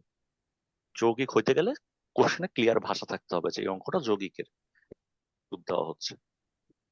তাহলে 3,000 টাকা, এবং সেখানে সুদের হার হচ্ছে 10%, পার্সেন্টের মানে 1/100। আর সময়টা হচ্ছে এখানে বিনিয়োগ করলে শতকরা কত হারে মুনাফা পাওয়া যাবে, সময়টা উল্লেখ করেনি। যখনই দেখবো যে আমাকে সময় উল্লেখ করে দেয় নাই, তখন আমরা বাই ডিফল্ট ধরে নিব সময়টা 1 বছর। তাহলে বেশ কিছু জিনিস আমাদের বাই ডিফল্ট ধরতে হবে, যেমন কেমন সুদ, সরল না যৌগিক বলে নাই, ধরে নিব সরল সুদ। যদি যৌগিক সুদ বলে বছরে কয়বার সুদ দেয় আমাকে বলে নাই, আমি ধরে নিব বছরে একবার করে সুদ দেয়, মানে এম এর মান 1 ধরে নিব। তারপরে কয় বছরের জন্য আমাকে এইসব হিসাব নিকাশ করতে হবে বলে দেয় নাই, আমরা ধরেই নিব এটা বার্ষিক হিসাব, মানে সময়টা 1 বছর। তাহলে আমি যে লিখলাম 3,000 ইন্টু 10/100 ইন্টু 1, এটা কি বের হইলো? স্যার 10% এর 3,000 টাকার উপর 3,000 টাকা ইয়ারলি এক ইন্টারেস্ট। বছরে সরল ইয়ারলি সুদ। কত টাকা সুদ, রাইট এক্স্যাক্টলি।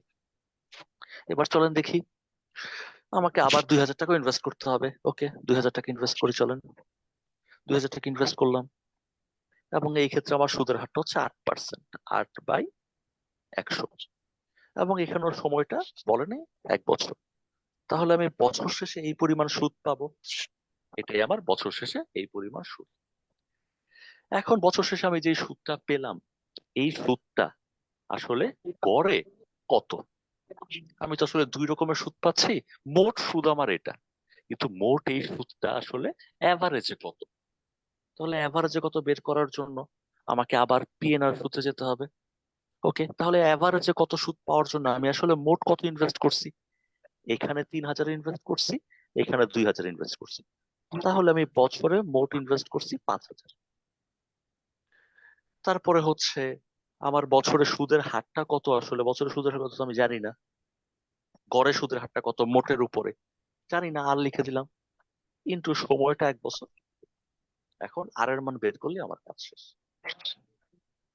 ইকুয়েশনটা বুঝছেন কিনা? স্যার এটা গড়ের কথাটা আমি বুঝি নাই, মানে গড় গড়ের কথা কথাটা বুঝেন উল্লেখ নাই? করলো কেন? গড় কথাটা উল্লেখ করলো কেন? কেন অর্থ গড় কথাটা স্যারের ইচ্ছে হয়েছে তাই উল্লেখ করছে, এখানে আমাদের কোনো কিছু বলার নাই। আমাদের বলার ব্যাপার হচ্ছে গড়টা আমরা কি করে হিসাব করব। তাহলে দেখেন আপনি 3,000 টাকা ইনভেস্ট করছেন, সেখানে সুদের হার ছিল 10%। ওকে। তারপর হচ্ছে আপনি 2,000 টাকা ইনভেস্ট করছেন, সেখানে সুদ ছিল 8%। ওকে। এখন আপনাকে জিজ্ঞেস করতেছে, এটা স্যারের ইচ্ছা, স্যার আমাকে জিজ্ঞেস করতেছে যে তুমি তো এইভাবে ভাই ইনভেস্ট করছো, তাহলে বছর শেষে গড়ে তুমি কত পার্সেন্ট সুদ পাইছো? বছর শেষে তো আমি পুরা টাকার উপরে আসলে 10% সুদ পাই নাই। বছর শেষে আমি পুরা টাকার উপরে 8% সুদ পাই নাই। বছর শেষে আমি পুরা টাকাকে একবারে ক্যাপিটাল চিন্তা করে, একবারে মূলধন চিন্তা করে যদি আমি সুদের হিসাবটা করি, সেটাই আসলে ওভারঅল। এখানে গড় মানে ওভারঅল, সামগ্রিক ভাবে আসলে সুদের ব্যাপারটা কত দাঁড়ালো। আমি আর এখানে হিসাবের ব্যাপার হচ্ছে সামগ্রিক ভাবে আসলে সুদ কত দাঁড়ালো। তাহলে দেখেন, আমি আসলে সুদ পাইছি এইটুকু। প্রথম লাল কালিটা হচ্ছে 10% সুদের হারে সুদ, আর নীল কালিটা হচ্ছে 8% সুদের হারে 2,000 টাকা ইনভেস্ট করছি, এটা হচ্ছে সেই টাকার সুদটা। এটা হচ্ছে আমি টোটাল সুদটা পাইছি। এখন আমি দেখতে চাই মোটের উপরে কেমন সুদ পেলাম। তো মোটের উপরে সুদটাই সাধারণ বাংলা ভাষায় গড়ে আসলে কেমন সুদ আসতেছে, মানে ওভারঅল আসলে কেমন সুদ আসতেছে। ওভারঅল আমি কেমন ইনভেস্ট করছি, ওভারঅল আমি 5,000 টাকা ইনভেস্ট করছি। তারপরে ওভারঅল আমি কতদিনের জন্য ইনভেস্ট করছি, 1 বছরের জন্য ইনভেস্ট করছি। তাহলে ওভারঅল সুদের হারটা কত, এই আটটা বের করাই আমার কাজ। ক্লিয়ার কিনা? জি স্যার। ওকে, এবার আর বের করা হচ্ছে আমাদের কাজ। তাহলে এখানে 2টা জিরো, এখানে 2টা জিরো ফেলে দিলাম। এখান থেকে আসবে হচ্ছে আমাদের 300। এই 2টা শূন্য, এখানে 2টা শূন্য ফেলে দিলাম, এখান থেকে আসবে হচ্ছে 160। লিখি 300 প্লাস 8 × 2 = 16, শূন্য। আর এখানে হচ্ছে 5,000। মোট আমি 5,000 টাকা ইনভেস্ট করছি, ওভারঅল 5,000 টাকা ইনভেস্ট করছি। ওভারঅল সুদের হার কত, ওইটাই গড়ের সুদের হার কত, কিন্তু ওভারঅল সময় হচ্ছে 1 বছর, যেহেতু বলা নাই কিছু। এখান থেকে আমরা পাচ্ছি 460 ইকুয়াল 5,000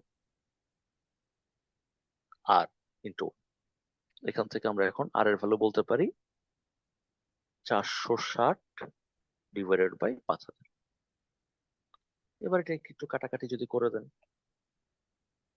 কাটাকাটি করে দিতে পারি, বা আমরা 100 দিয়ে গুণও দিয়ে দিতে পারি, তাহলে কাটাকাটি পরে ওভারঅল একসাথে করবো না। আচ্ছা, আর একটু দেখাইও। তাহলে এটা হচ্ছে আমার আর এর ভ্যালু, বাট আর এর ভ্যালু তো আমরা পার্সেন্টেজে সবসময় আশা করি, হয় পার্সেন্টেজে আশা করি, অথবা আমরা বলি শতকরা এত, শতকরা সামথিং বলার মানে পার্সেন্টেজে বল। তাহলে আমরা এখান থেকে লিখতে পারি 460 ডিভাইডেড বাই 5,000 ইন্টু 100%। তাহলে 100 দিয়ে গুণ দিব, তার জরিমানা হিসেবে একটা পার্সেন্ট লিখে দিব। এখন যদি আমরা কাটাকাটি করি, তাহলে আপাতত হচ্ছে 0 0 কাটা, 0 0 কাটা, এই 0 এই 0, তাহলে থাকতেছে হচ্ছে 46/5%। এখন যদি করি 5 নং 45 দশমিক শূন্য, 5 দুগুণে 10, 9.2%। তার মানে খ হচ্ছে আনসার, অর্থাৎ ওভারঅল বা গড়ে আমি 9.2% সুদ পাচ্ছি। বাট 9.2 আসলে ওভারঅল পাচ্ছি বা গড়ে পাচ্ছি, কিন্তু আমি 3,000 টাকা ইনভেস্ট করছিলাম 10% সুদ হারে, আর 2,000 টাকা ইনভেস্ট করছিলাম 8% সুদ হার। এতে আমি মোট যা সুদ পাইছি, এটা আসলে গড়ে কত পার্সেন্ট বা ওভারঅল কত পার্সেন্ট। তাহলে এই সুদটাকে ওভারঅল হিসাব করার জন্য ওভারঅল টাকাটা লিখলাম। ওভারঅল কত পার্সেন্ট তারা জানি না, সেটা বের করব।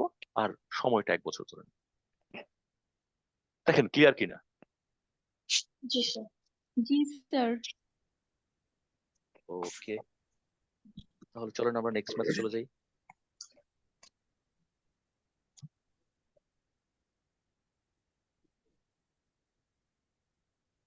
এটা হচ্ছে 41তম বিসিএস। চলেন দেখি কি বলে ম্যাথটা।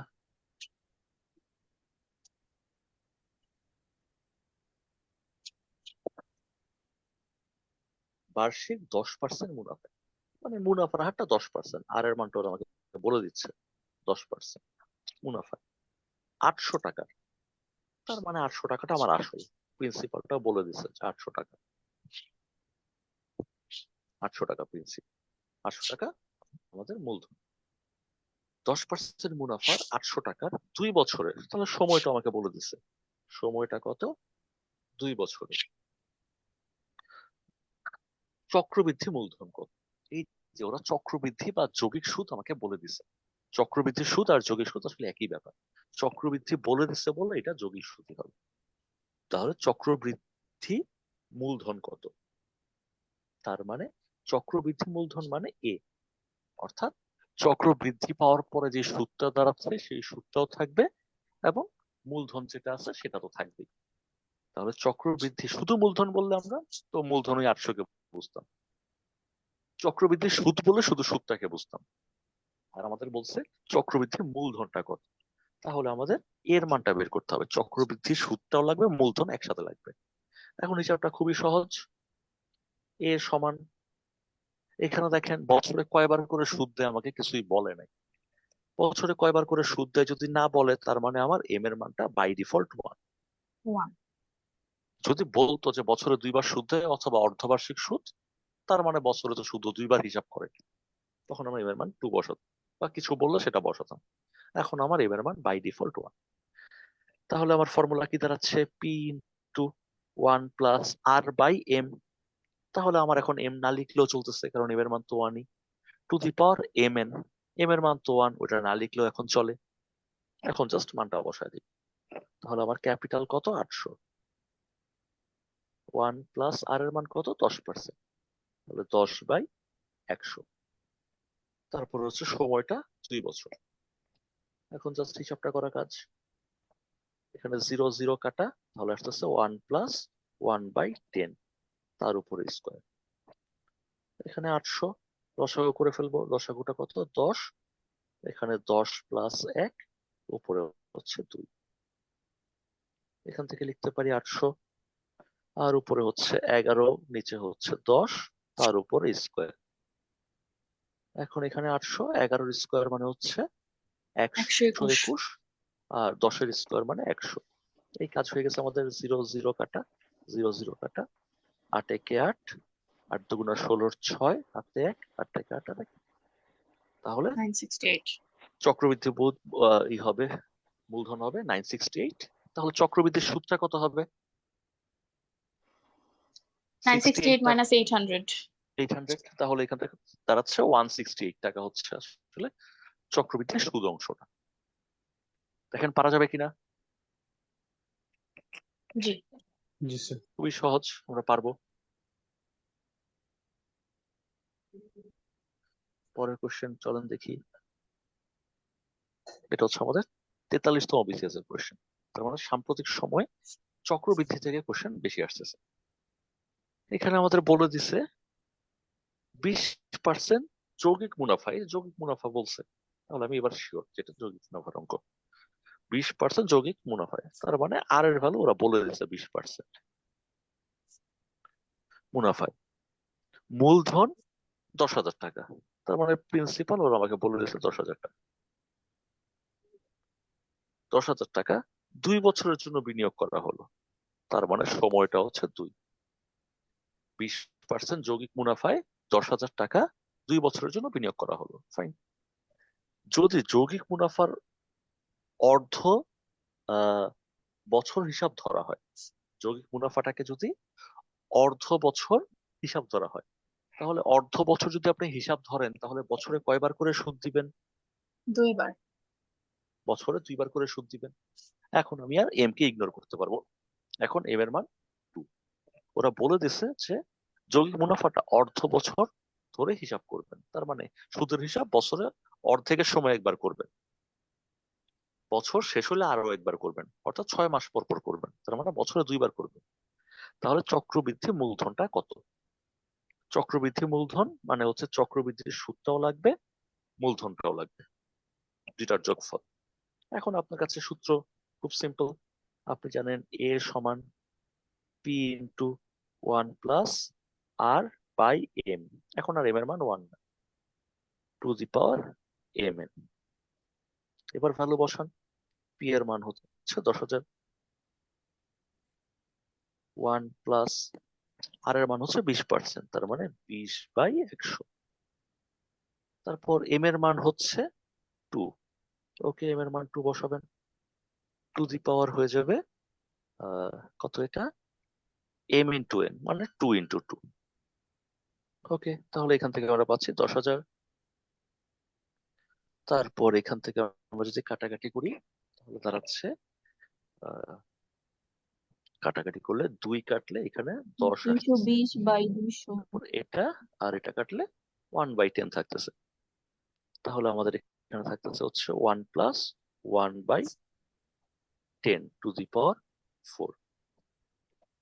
20 2 দিয়ে কাটলে 10 থাকে, 10-এর শূন্য, মনে হয় ভুল হয় নাই, ভুল টুল হলে একটু বলে দিয়ে। তাহলে হচ্ছে এই 10,000 আমরা যদি এখানে কাটি তাহলে নিচে আসতেছে হচ্ছে আবার 10, উপরে হচ্ছে 10 আর 1 11⁴। এখন এখান থেকে আসতেছে বাইরে 10,000, ওকে, ইন্টু উপরে 11⁴, নিচে 10⁴। 10⁴ মানে তো 10,000 আপনি জানেন, তাহলে 10,000 10,000 কেটে যাবে, থেকে যাবে 11⁴। দেখেন ক্লিয়ার কিনা? জি স্যার। এটা কিন্তু আবার 114 না, 11⁴। আর নিচে 10⁴ মানে 10,000, ওটা কেটে চলে যাবে। দেখেন পারবেন কিনা? জি স্যার। এই কোশ্চেন পেরেই কিন্তু একটু আপনাদের দুইজন স্যার আছে এখানে যারা এই কোশ্চেনটা পেরেই ক্যাডার হয়ে গেছে। হ্যাঁ বলেন। আরেকবার একটু স্যার। আচ্ছা, আরেকবার একটু। ভাই দেখেন তো এখানে সুদের হার কত? কোশ্চেনটা দেখে কি 20%। মনে হয়? কোনো সন্দেহ আছে কিনা? 20% যৌগিক জি না, মুনাফায়, তার মানে সুদের হার কত? 20%। কোনো সন্দেহ? 20%। নাই স্যার। সন্দেহ নাই তো? নাই। মুনাফায় না স্যার। আপনি মূলধন 1,000 টাকা, তাহলে আপনার মূলধন বা আসল পি এর মান 10,000। কোনো সন্দেহ আছে? নাই স্যার। নাই। 2 বছরের জন্য বিনিয়োগ করলেন, তাহলে এন এর মান 2। জি ক্লিয়ার কিনা? আচ্ছা, জি স্যার। যদি যৌগিক মুনাফা অর্ধ বছর হিসাব ধরা হয়, তাহলে যৌগিক মুনাফা আপনি কেমন হিসাব ধরতেছেন? মানে 2 বার আর কি স্যার। অর্ধ বছর ধরতেছেন, তাহলে অর্ধ বছরে যদি জি আপনি স্যার। হিসাব করেন তাহলে বছরে আপনাকে কয়বার হিসাব করতে হবে? স্যার 2 বছর। 2 বার, তাহলে এম এর মান 2। কোনো সন্দেহ আছে? না স্যার। এখন আপনাকে বলছে চক্রবৃদ্ধি মূলধন কত। চক্রবৃদ্ধি মূলধন মানে কি? মূলধন প্লাস মূল সাথে মূলধন এবং চক্রবৃদ্ধি সুদ দুইটা। মুনাফা সুদ। তাহলে এই পার্টে কোনো সন্দেহ আছে কিনা বলেন? না স্যার। না। এখন যেহেতু এখানে চক্রবৃদ্ধি অথবা যৌগিক সুদের কথা বলছে, তাই আমরা এই সূত্রটা অ্যাপ্লাই করতেছি। Agree or not? Yes sir. Agree sir. তাহলে যখনই বলবে তখন আমরা এটা অ্যাপ্লাই করব। এরপর আমরা জাস্ট ভ্যালু গুলা বসাইছি। ভ্যালু গুলা বসাতে কোনো সমস্যা? না স্যার। তারপর কাটাকাটি বুঝতে কোনো সমস্যা হচ্ছে কিনা বলেন? না স্যার, কাটাকাটি করছি। তাহলে সমস্যা কোথায়? Sir, okay sir. স্যার, হ্যাঁ বলেন। ওই যে আপনার যে হুম হুম। শেষের যে এই যে শেষের হিসাব নিকাশ বুঝতেছেন না? আচ্ছা, তাহলে চলেন শেষের হিসাব নিকাশ বুঝি। নিচে যে 10,000, ঠিক আছে? আচ্ছা, 10,000 বুঝতে সমস্যা, বুঝছি। হুম। চলেন 10,000 বোঝার সমস্যা হলে আমরা ভেঙে বুঝি। এই যে 10,000 আগে থেকে ছিল, 10,000 আগে থেকে ছিল ইন্টু 11/10⁴। এখান থেকে আমরা লিখতে পারি এই যে 10,000 ইন্টু 11⁴ ডিভাইডেড বাই 10⁴। এইটুক বুঝতে সমস্যা আছে কিনা বলেন? জি না স্যার, বুঝছি। এটা বুঝছেন? ওকে, এইবার আমরা আরেকটু বুঝতে চাই। এটুকু মুছে দেই, এটা তো যেহেতু সমস্যা নাই। আচ্ছা, এখন দেখেন, এই যে বুঝেন নাই সে কথা বলবেন, বাকিরা কথা বলবেন না। 10⁻1 মানে 10, কোনো সন্দেহ আছে? জি না স্যার। 10 স্কোয়ার, 10-এর উপরে স্কোয়ার, তার মানে এটার ভ্যালু একের পরে কয়টা শূন্য হবে? দুইটা। একের পরে 10-এর উপরে স্কোয়ার আছে, তার মানে একের পরে দুইটা শূন্য হবে। 10 কিউব, তার মানে একের পরে কয়টা শূন্য হবে? যখন 10 কিউব থাকে তখন একের পরে কয়টা শূন্য হয়? তিনটা স্যার। তিনটা। একের পরে তিনটা হবে। তাহলে 10⁻4 মানে একের পরে কয়টা শূন্য হবে? চারটা। চারটা। একের চারটা। পরে চারটা শূন্য হবে। এই তো, এখানেও ব্যাপারটা তাই। এই যে একের পরে চারটা শূন্য, এটাকে আমি 10⁻4 লিখতে পারি, বুঝছি স্যার। ইন্টু 11⁻4, নিচে 10⁻4। এই 10⁻4 আর 10⁻4 কাটা, পড়ে থাকবে 11⁻4। তার মানে খ হচ্ছে আনসার। দেখেন ক্লিয়ার কিনা? জি স্যার, ক্লিয়ার। ক্লিয়ার। ওকে, চলেন তাহলে পরের ম্যাথে যাই।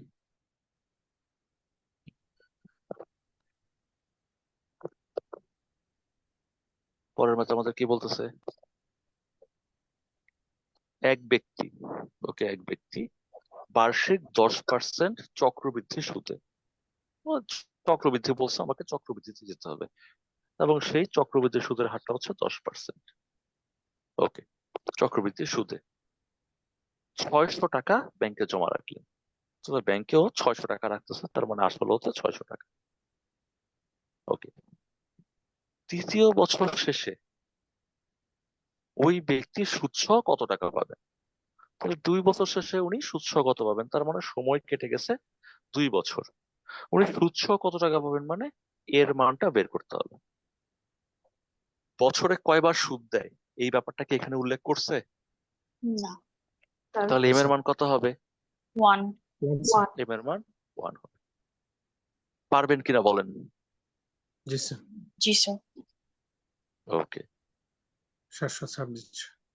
যা আসে পারবো আমরা আশা করি। তারপরের কোশ্চেন দেখেন, এখানে বলছে কি বার্ষিক 10% হারে, তার মানে সুদের হারটা 10%। 1,000 টাকার, তার মানে আমার আসলটা হচ্ছে 1,000 টাকা।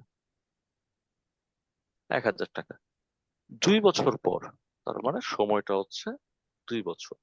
2 বছর পর সরল ও চক্রবৃদ্ধি মুনাফার পার্থক্য কত?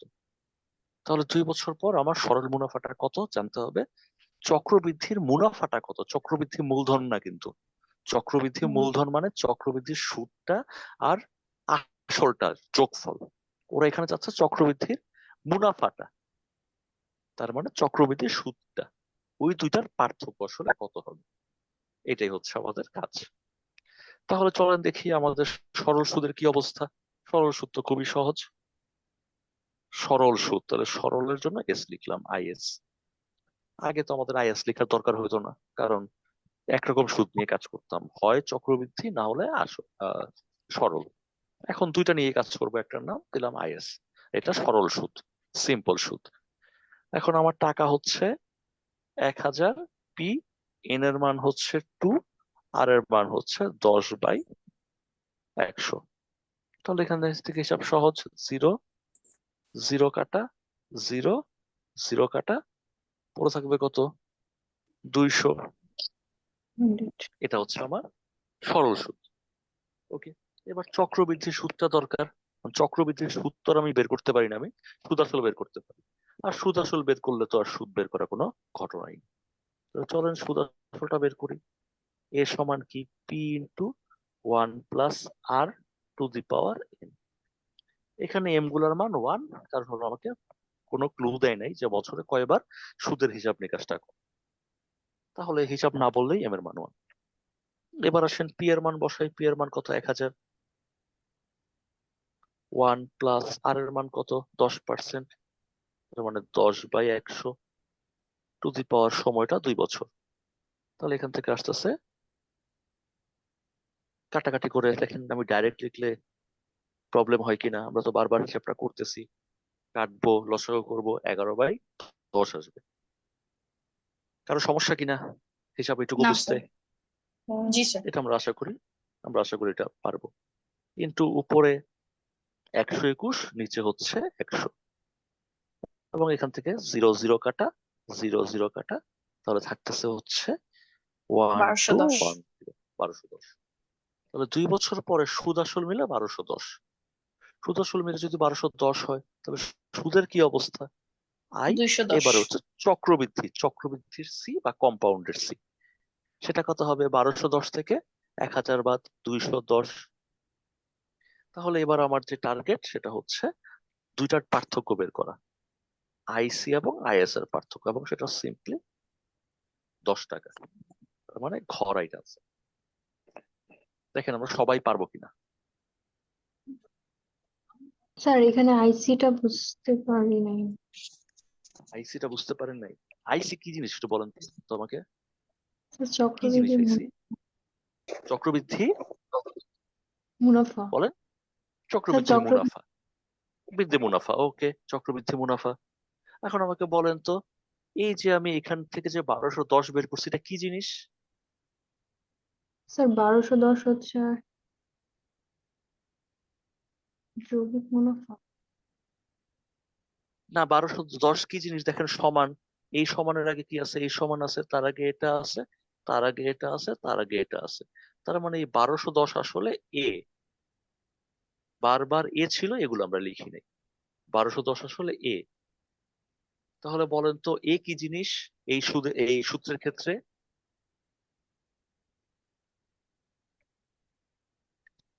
এ কি? এ সুদ আসল। এ কি জিনিস না, যিনি বুঝতেছেন না তাকে জিজ্ঞেস করতেছি। সে বলেন এ কি জিনিস? স্যার এ হচ্ছে সুদ আসল। এ হচ্ছে সুদ আসল। কোন প্রক্রিয়ার, সরল না যৌগিক? স্যার যৌগিক প্রক্রিয়ার। যৌগিক প্রক্রিয়ায় 1210 হচ্ছে আপনার যৌগিক বা চক্রবৃদ্ধি, একই কথা, দুইটার নাম। চক্রবৃদ্ধির সুদ আসল হচ্ছে 1210। আর চক্রবৃদ্ধির আসলটা কত ছিল? স্যার আসলটা ছিল 1000 পি। আসল 1000 ছিল, কারণ আসল চক্রবৃদ্ধির আর আহ সরল এটার হয় না, আসল আসলই। তাহলে আমার সুদ আসল ছিল 1210, আসল ছিল 1000। তাহলে আমাকে বলেন তো চক্রবৃদ্ধির সুদটা কত বা চক্রবৃদ্ধির মুনাফাটা কত? 1210। 10 টাকা। আবার 1210 বলে। দেখেন, খুবই সহজ হিসাব। সুদাসল থেকে যদি আপনি, সুদ আসল মানে সুদের সাথে আসল যোগ করা আছে, সুদাসল থেকে আপনি যদি আসলটা বাদ দেন তাহলেই সুদ বের হয়। সুদাসল থেকে, সুদাসল, এই যে 210 টাকা সুদাসল, হয়। জি স্যার, রাইট। সুদাসল থেকে যদি আমরা আসলটা বাদ দিই, সেটাই হচ্ছে চক্রবৃদ্ধি সুদ। বুঝতে পারছেন? জি জি স্যার। স্যার। তারপরে কোশ্চেনটা, আমাদের কোশ্চেনে ফেরত আসা। তাহলে চক্রবৃদ্ধি এবং সরল সুদের পার্থক্য কত? দেখেন, চক্রবৃদ্ধি সুদ হচ্ছে 210 আর সরল সুদ হচ্ছে 200, তাহলে পার্থক্য 10 টাকা। এটাই আছে। পারা যাবে না? জি স্যার। ওকে, খুবই সহজ, কিন্তু মাথা হ্যাং করে ফেলতেছেন। খুবই সহজ, একদম ফ্রেশ মাথায় করবেন। এইগুলো জাস্ট আমরা দেখতেছি, কেউ যদি আমার কথা শুরুতে মনোযোগ দিয়ে শুনতেন, সে সবগুলো ম্যাথই, বিসিএস লেভেলের সব ম্যাথই আমার বিশ্বাস আপনি পারতেন। আচ্ছা, এখন আমরা একটু সেট দেখবো। তাহলে আহ সুদের ম্যাথ আমরা পারবো কিনা। জি স্যার। জি স্যার জি স্যার। ইনশাল্লাহ। যদি একটু প্র্যাকটিস করেন, মোটামুটি ভিডিওটা যদি আপনি আরো দেখেন, যার বুঝতে সমস্যা হচ্ছে সে যদি ভিডিওটা আরো একবার দুইবার দেখেন, সে একদমই কম বোঝেন সেও যদি ভিডিওটা দুইবার দেখেন, আমার মনে হয় বিসিএস প্রাইমারি নিবন্ধন এইসব পরীক্ষার জন্য আপনার এই সুদের অঙ্ক আসলে আপনি মিস করবেন না। আচ্ছা চলেন দেখি এবার সেটের অঙ্ক খুবই সহজ, আমরা একটু হালকা করে রিভিশন দিই। আমাদেরকে ওরা একটা সেট দিছে। সেটটা কেমন? এ সেট। ওকে, এখন এ সেটের উপাদানগুলোকে ওরা সহজ করে বলে নাই, ওরা ঘুরায় পেঁচায় বলছে। এ সেটের উপাদানগুলো কেমন? এ সেটের উপাদান হচ্ছে এক্স। এ সেটের মধ্যে কে থাকে? এ সেটের মধ্যে থাকে এক্স। এক্স এর চরিত্র কেমন?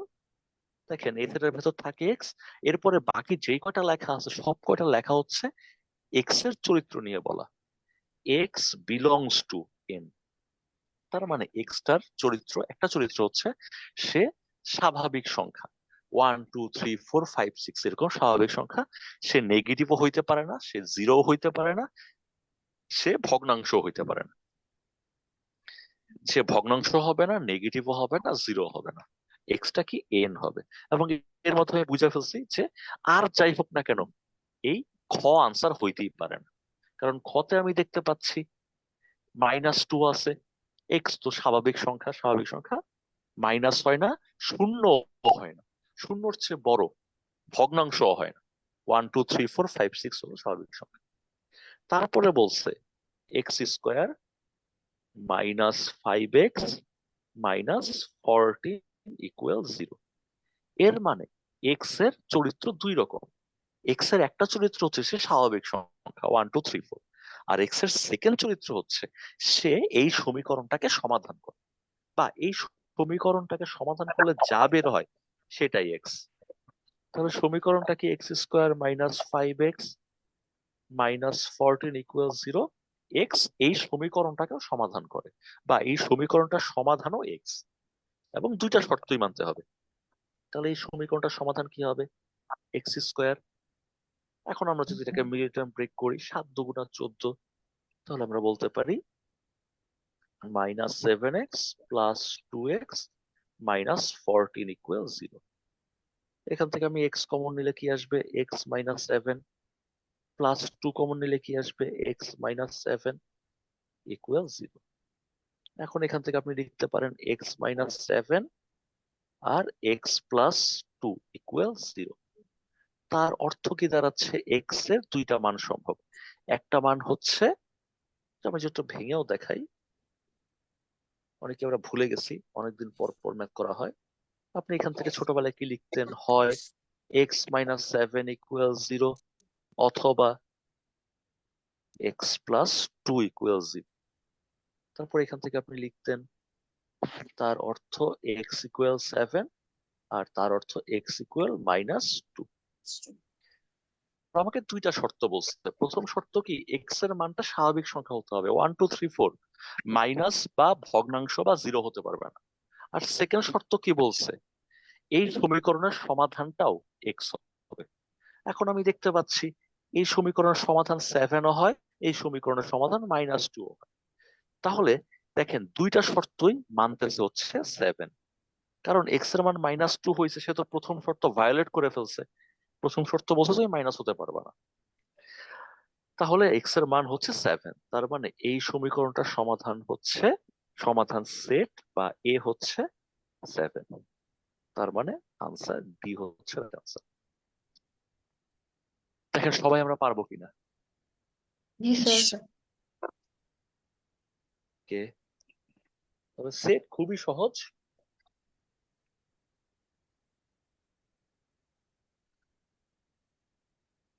এবার সেকেন্ড নাম্বারটা দেখি। এটা হচ্ছে ফাংশনের ম্যাথ। ফাংশনও খুবই সহজ, এবং মজার ব্যাপার হচ্ছে সেট এবং ফাংশন থেকে আপনি যদি শুধু বিগত বছরের কোশ্চেন গুলো করে যান তাহলেও কমন পড়ে যাবে, কারণ সেট ফাংশনে দেখবেন একই কোশ্চেন বারবার শুধু রিপিট হয়। খুব নতুন নতুন যে কোশ্চেন আসে তা না, রিপিট হয় মানে হচ্ছে নিয়মগুলা রিপিট হয়, এবং নিয়ম আসলে খুবই সংক্ষিপ্ত নিয়ম, খুব বেশি যে নিয়ম আছে তাও না। এখন আমাকে ওরা বলে দিছে এফ, এফ হচ্ছে একটা ফাংশন, এবং সেটা কি? আর অ্যাসাইন টু আর। তার মানে সেই ফাংশনটা এক্স এর মানও স্বাভাবিক, কি বলে, রিয়েল নাম্বার, ওয়াই এর মানও রিয়েল নাম্বার। তার মানে এখানে তো আর ওয়াই নাই, এখানে আছে এফ অফ এক্স। তার মানে এই যে এক্স দেখতে পাচ্ছেন, এক্স ও real number, F of X ও রিয়েল নাম্বার।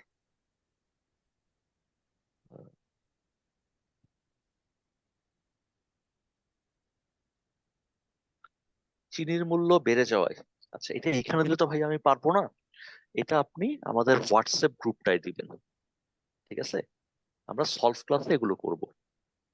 চিনির মূল্য বেড়ে যাওয়া কমে যাওয়ার ব্যাপার স্যাপার, এটা আমাদের আগের ক্লাসে যেহেতু টপিকটা হয়ে গেছে, এখন আমাদেরকে এটা হোয়াটসঅ্যাপ গ্রুপে দিবেন। মঙ্গলবার আমরা যে সলভ ক্লাসটা নিব সন্ধ্যা 7টা থেকে, সেখানে সলভ করে দিব। স্যার স্যার মঙ্গলবার কি শুধু ম্যাথের উপরে সলভ ক্লাস হবে নাকি মেন্টাল অ্যাবিলিটির উপরে হবে?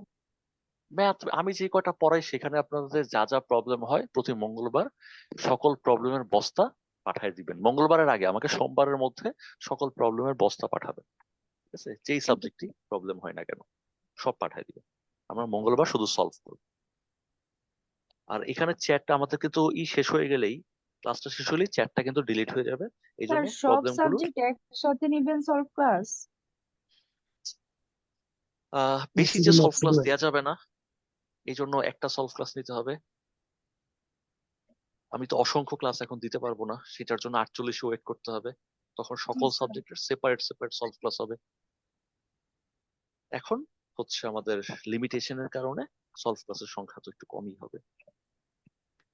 আচ্ছা, চলেন দেখি আমাদেরকে এখানে বলছে কি ফাংশন, সেইটার ফাংশনের ভেতরে আপনি দুইটা জিনিস দেখতে পাচ্ছেন, একটা জিনিস হচ্ছে এফ অফ এক্স জিনিসটা, আর এফ অফ এক্স জিনিসটা আসলে ওয়াই, আর আরেকটা জিনিস হচ্ছে এক্স, এবং দুইটাই কি রিয়েল নাম্বার হবে। রিয়েল নাম্বার মানে ওর মধ্যে আসলে সবই আছে, প্লাস নাম্বারও হইতে পারে, মাইনাস নাম্বারও হইতে পারে, জিরো হইতে পারে, ভগ্নাংশ হইতে পারে। এবং ওই ব্যাপারটা আসলে না বুঝলেও আমাদের আসলে চলে, আমাদের ওইটুকু পার্টে ফোকাস করলেই আসলে হবে, খুব একটা টেনশনের কারণ নেই। তারপরে এমনিতেই বললাম ওই পার্টের সিগনিফিকেন্স নিয়ে ম্যাথ কখনোই আসে না। তাহলে এফ অফ এক্স ইকুয়াল আমাকে বলে দিচ্ছে 2x+1, আর আমার কাছে ওনারা আবদার করছে যে এফ ইনভার্স 2 এর মানটা বের করতে হবে। এফ ইনভার্স 2 এর মান নিচের কোনটা কত। তাহলে দেখেন আপনি এখানে দেখতে পাচ্ছেন ইনভার্স ফাংশনের ম্যাথ আমাকে করতে হবে। তো ইনভার্স ফাংশন জিনিসটা কি? ইনভার্স ফাংশন এটা অবশ্য আমরা যারা সায়েন্স ব্যাকগ্রাউন্ড থেকে আসি নাই তারা ম্যাথটা আসলে করি নাই, আমরা একটু মনোযোগ দেই। যারা সায়েন্সে ছিলেন তারা তো আসলে এই ম্যাথটা করছেন, তারা দেখেই আনসার আসলে বলে ফেলতে পারেন। আমরা যারা নন সায়েন্স ব্যাকগ্রাউন্ডের তাদের হয়তোবা ক্লাস 9-10 আমাদের এই ম্যাথগুলো করার দরকার হয়, তাহলে তাদের জন্য আমরা একটু স্লো আগাতে পারি এই ম্যাথটার জন্য। আর এর আগের ম্যাথটা তো আপনি বুঝছেনই, এটা হচ্ছে একটা ফাংশনের ডেফিনেশন, এটার সিগনিফিকেন্স নিয়ে ম্যাথ আসলে কখনোই আসবে না। আচ্ছা, তারপরও যদি সিগনিফিকেন্সটা বুঝতে হয় তাহলে এই যে প্রথম আর, এটা আসলে বলতে চায় যে আমাদের এক্স এর চরিত্র নিয়ে, এক্স এর চরিত্রটা কেমন। প্রথম আর হচ্ছে এক্স এর চরিত্র। তো এক্স এর চরিত্র হবে বাস্তব সংখ্যা। বাস্তব সংখ্যা মানে কি? পজিটিভ সংখ্যা হইতে পারে, নেগেটিভ সংখ্যা হইতে পারে, ভগ্নাংশ হইতে পারে, তারপরে হচ্ছে আহ আর কি থাকে, যা সবই হইতে পারে। আর এই যে পরের আটটা, এই জিনিসটা আসলে এফ অফ এক্স এর চরিত্র বোঝে। আর এফ অফ এক্স এর চরিত্র মানে আসলে ওয়াই। এফ অফ এক্স যেই কথা, ওয়াই আসলে একই কথা। কোথাও যদি আপনি এফ অফ এক্স দেখেন সেটার মানে আসলে ওয়াই। তাহলে ওয়াই সমান 2x+1, এফ অফ এক্স মানে ওয়াই, এবং সেকেন্ড আটটা হচ্ছে এফ অফ এক্স এর চরিত্র। এইটুকু বুঝছেন কিনা? নন সায়েন্সটা বলবেন, সায়েন্সটা কিন্তু দেখে বলে ফেলছেন উত্তর কত। নন সায়েন্সের যারা আছেন তারা এইটুকু ক্লিয়ার কিনা? স্যার আরেকবার। আচ্ছা, তো যদি আপনি কোথাও এফ অফ এক্স দেখেন, এফ অফ এক্স যদি দেখেন তার মানে এটা হলো ফাংশন, এইটুকু ক্লিয়ার কিনা? জি জি স্যার। স্যার। এইটুকু ক্লিয়ার। তাহলে এফ অফ এক্স আছে মানে ওইটার নাম হলো ফাংশন। ওকে, তারপর এফ অফ এক্স এর পরে আপনি সব সময় দেখবেন একটা সমান থাকে, তারপর কিছু না কিছু থাকে, এবং এই পুরাটা মিলে ফাংশন। এইটুকু ক্লিয়ার কিনা বলে?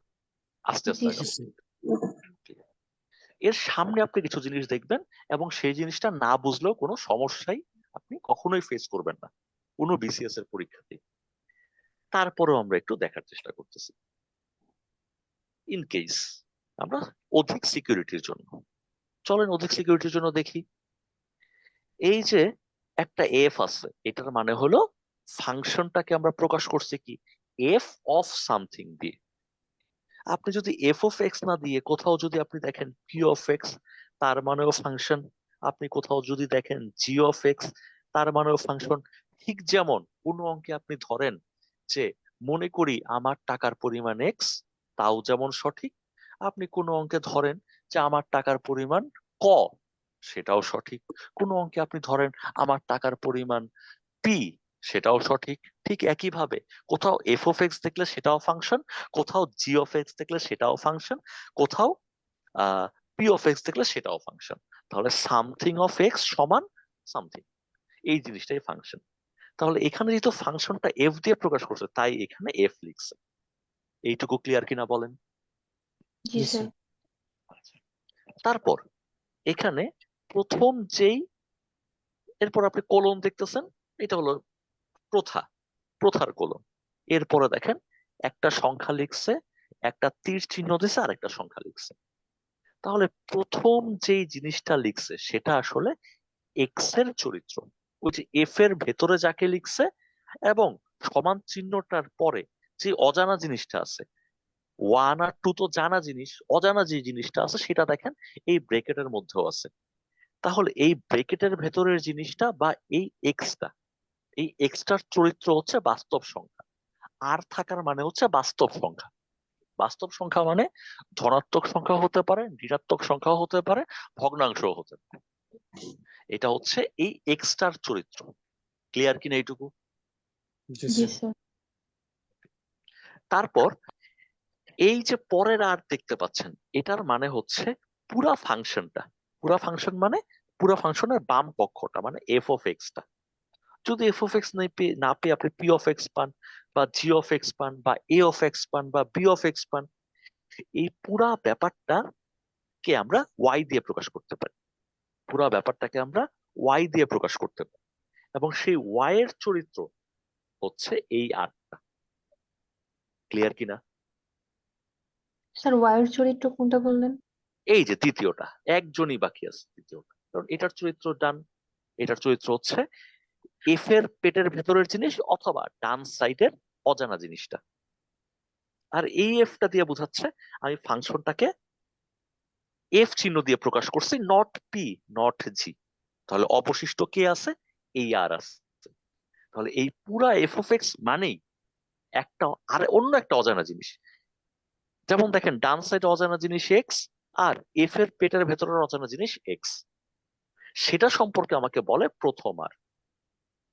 আর এই পেটের ভেতরের এক্স এবং সামনের এফ, এই পুরাটা মিলে আরেকটা অজানা জিনিস, সেটার চরিত্র সম্পর্কে বলবে দ্বিতীয় আর। ক্লিয়ার কিনা? জি স্যার। জি স্যার। এখন সেটা আর না হয়ে এন হইতে পারতো। এন হওয়ার মানে ধরেন এখানে আর না দিয়ে আপনাকে এখানে আহ এন দিল। এন মানে কি হবে? শুধুই ধনাত্মক সংখ্যাগুলো এবং ভগ্নাংশগুলো না। যদি আর দেয় তার মানে হচ্ছে সকল বাস্তব সংখ্যা, তার মানে ধনাত্মক ঋণাত্মক সবকিছু। এইটুকু ক্লিয়ার কিনা? জি স্যার। জি স্যার। ওকে, ক্লিয়ার হইলে ভালো, ক্লিয়ার না হইলেও এটা নিয়ে খুব একটা হেডেক নাই। কারণ হচ্ছে এই পার্টের সিগনিফিকেন্স দিয়ে ম্যাথ আপনার ইন্টারমিডিয়েটও হয়তো বা আসে, এসএসসি লেভেলেও, হায়ার ম্যাথও আসে না। আচ্ছা যাই হোক, ওইটুকু সিগনিফিকেন্স আমরা বুঝলাম, না বুঝলেও চলবে, সমস্যা নেই। এবার আমরা ফাংশনটায় ব্যাক আসি। ফাংশনটা কি? ফাংশনটাকে প্রকাশ করব এফ দিয়ে, আর ব্রেকেটের ভেতরে এক্স থাকতেছে। এই পুরাটা হচ্ছে বাম পক্ষ, এটা হলো ফাংশন। আর ডান পক্ষে এই যে পেটের ভেতরে যে এক্সটা ছিল সেটা নিয়ে কিছু একটা লেখা থাকে। তাহলে 2x+1 এটা লেখা আছে। এটা তো আসলে বুঝছেন। আর এই যে এফ অফ এক্স, এটার মানে আসলে এই এক্স ছাড়া অন্য কিছু, সেটাকে আমরা ওয়াই দিয়ে প্রকাশ করলাম। এইটুকু ক্লিয়ার কিনা? জি স্যার। তো এটা হচ্ছে জি আমার স্যার। মূল ফাংশন। আমি সেটাকে এফ অফ এক্স দিয়ে প্রকাশ করি, অথবা জেড দিয়ে প্রকাশ করি, অথবা ওয়াই দিয়ে প্রকাশ করি। এক্স দিয়ে পারবো না, এটা হলো কথা। এটাই হলো আমার মূল ফাংশন। এখন ও যদি আমাকে বলতো যে এফ অফ টু বের করো, তখন আমি কি করতাম? এই এক্স এর জায়গায় টু বসাইতাম, বাম পক্ষে এক্স এর জায়গায় যেহেতু টু বসাইছি, ডান পক্ষে এক্স এর জায়গায় টু বসাইতাম, +1। তাহলে এফ অফ টু এর মান হইতো 2 × 4 আর 1 5। এটা ক্লিয়ার কি? জি স্যার। এটা ক্লিয়ার? ওকে। এরকম জিনিসও আসতেই পারে, অসম্ভব কিছু আসলে আশা করি পারবো, কিন্তু আমার কাছে সেটাও চাই না। আমার কাছে চাইছে এফ ইনভার্স 1। তার মানে এই কাজ করলে হবে না, এফ ইনভার্স ওয়ান চাইছে।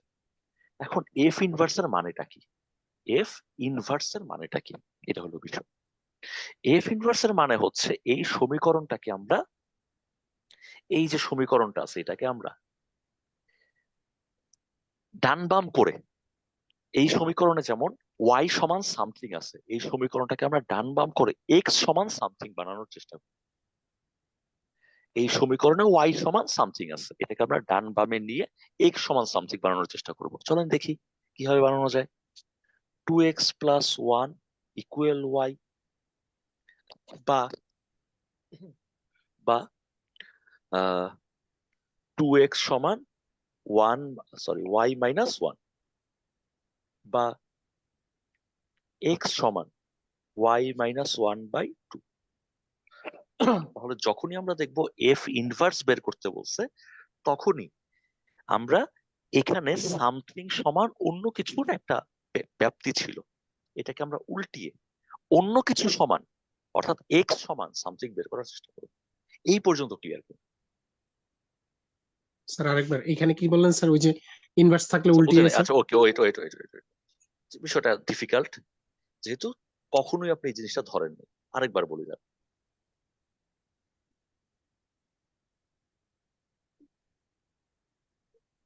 একটু দেখ।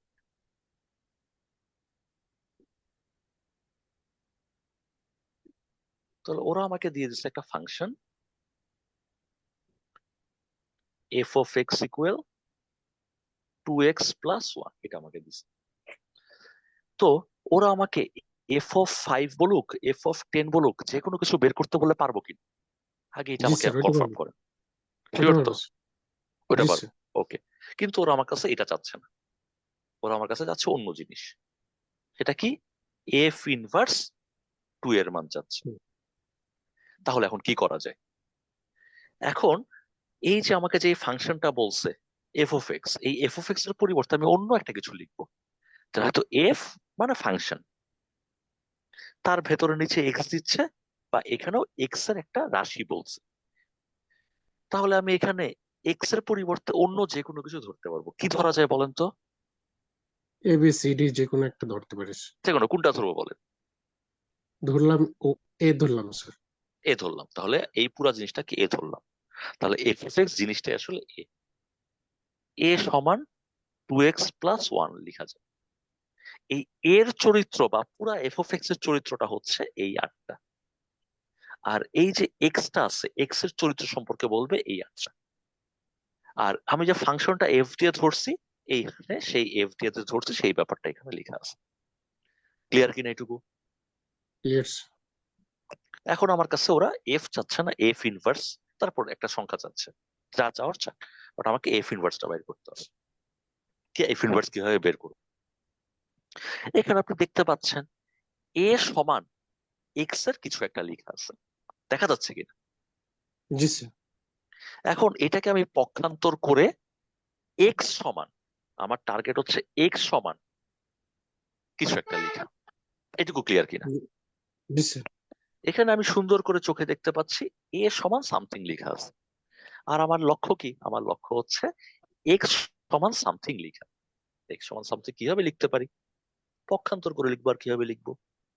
এখান থেকে জি লিখতে স্যার। পারি 2x প্লাস 1 সমান এ, 2x প্লাস 1 সমান এ।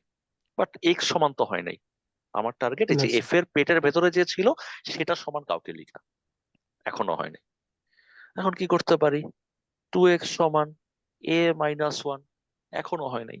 এই যে এফ এর পেটের ভেতর যে ছিল তাকে সমান কিছু একটা লিখতে হবে। এরপর কি করতে পারি? এক্স সমান লিখে ফেলতে পারি এ মাইনাস 1/2।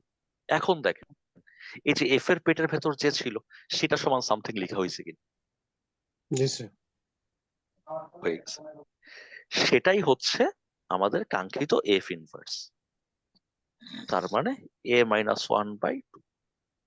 এখন ওরা যদি আমাকে বলে যে হ্যাঁ আপনি এখন বের করেন এফ ইনভার্স 2, তাহলে আমি এখন এর জায়গায় বসাবো 2। যদি বলতো 5, তাহলে এর জায়গায় বসাতাম 5। এটার ভ্যালু আসতেছে হাফ, তার মানে খ আনসার। দেখেন ক্লিয়ার কিনা? স্যার হ্যাঁ বলেন স্যার। ওই যে X X equal hmm hmm hmm yeah বসাইছেন না sir, F F inverse one, hmm hmm hmm. ওই ওই ওই ওই কথাটুকু আরেকবার রিপিট করুন স্যার।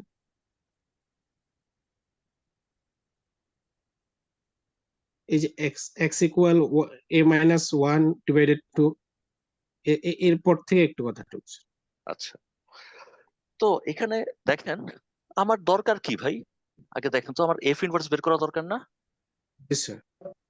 আচ্ছা, এখন এফ ইনভার্স মানেটা কি? এফ ইনভার্স মানে কি, এটা হচ্ছে বড় কথা। এফ ইনভার্স বের করতে পারলে এফ ইনভার্স টেনও বের করতে পারবো, যা ইচ্ছা বের করতে পারবো। এখন এফ জি ইনভার্স স্যার। জানাটা দরকার কি, জি তাই না? স্যার। এখন আপনাকে আমি জি বললাম কি, এই যে দেখেন আপনাকে এরকম এফ অফ এক্স বা পি অফ এক্স বা জি অফ এক্স এরকম কিছু একটা দিবে, দিল, এটুকু তো এগ্রি করেন, দিল আমাদের। জি স্যার। এরপরে আমি এই যে এফ অফ এক্স এর পরিবর্তে এক্স ছাড়া অন্য যে কোনো কিছু লিখতে পারবো, লিখলাম, আর এখানে যা আছে তাই থাকলো, কোনো সমস্যা কিনা? বুঝলাম এটুকু।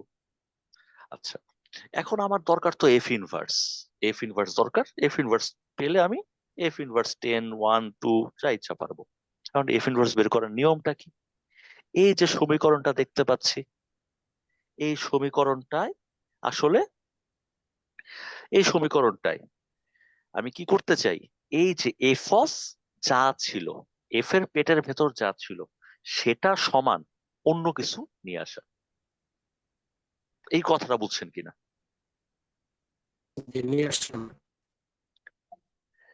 তাহলে এফ ইনভার্স মানে হলো আমাকে এই যে এফ এর পেটের ভেতর যা আছে সেটা সমান অন্য কিছু নিয়ে আসা।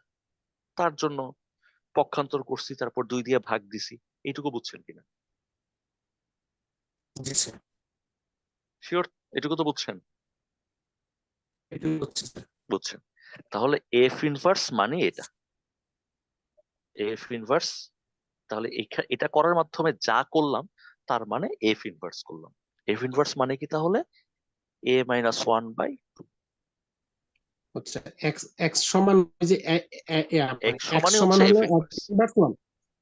হ্যাঁ। আচ্ছা আচ্ছা, বুঝতে আচ্ছা, পারছি।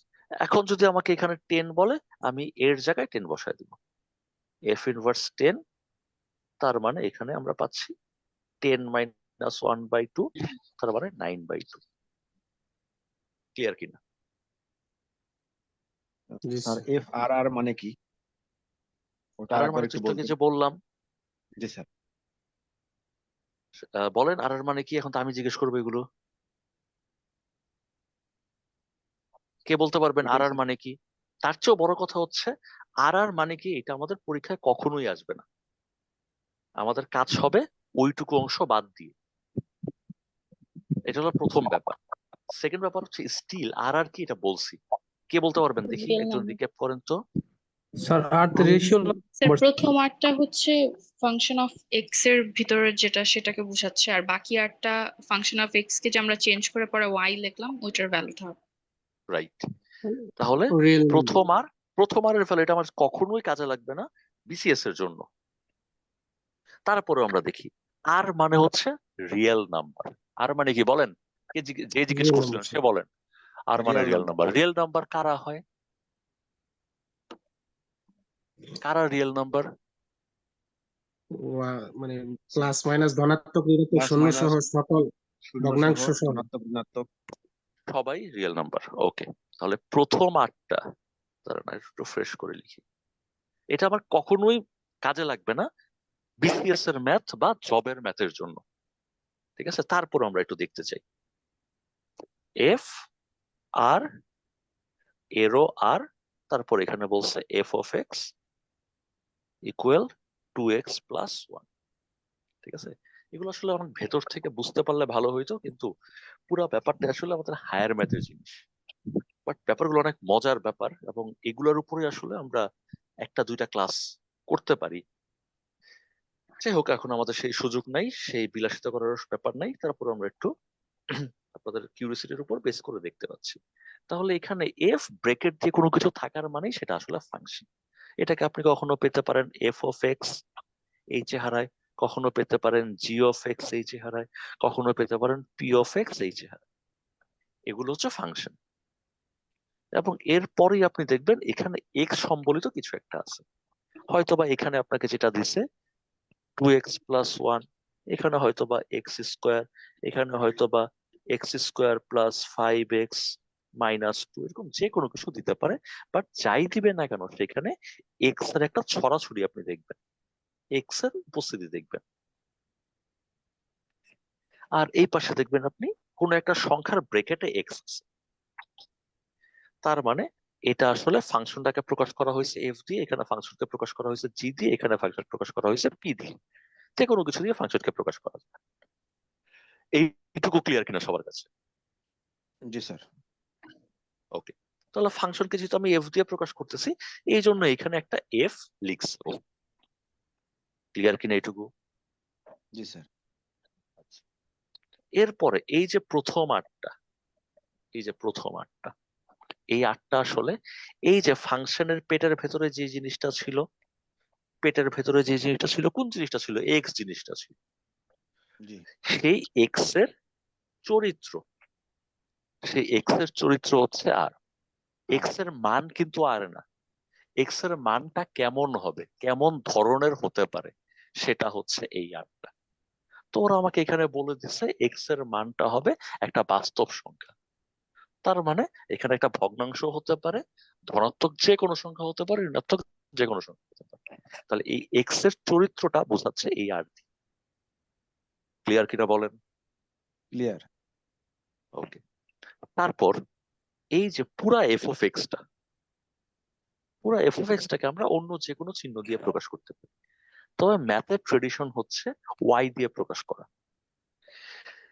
আপনি এই যে এখানে যে এক্স আছে, এক্স ছাড়া অন্য যে কাউকে দিয়ে প্রকাশ করতে পারেন। তাহলে আমরা নর্মালি ম্যাথের ট্রেডিশন ওয়াই দিয়ে আমরা প্রকাশ করি।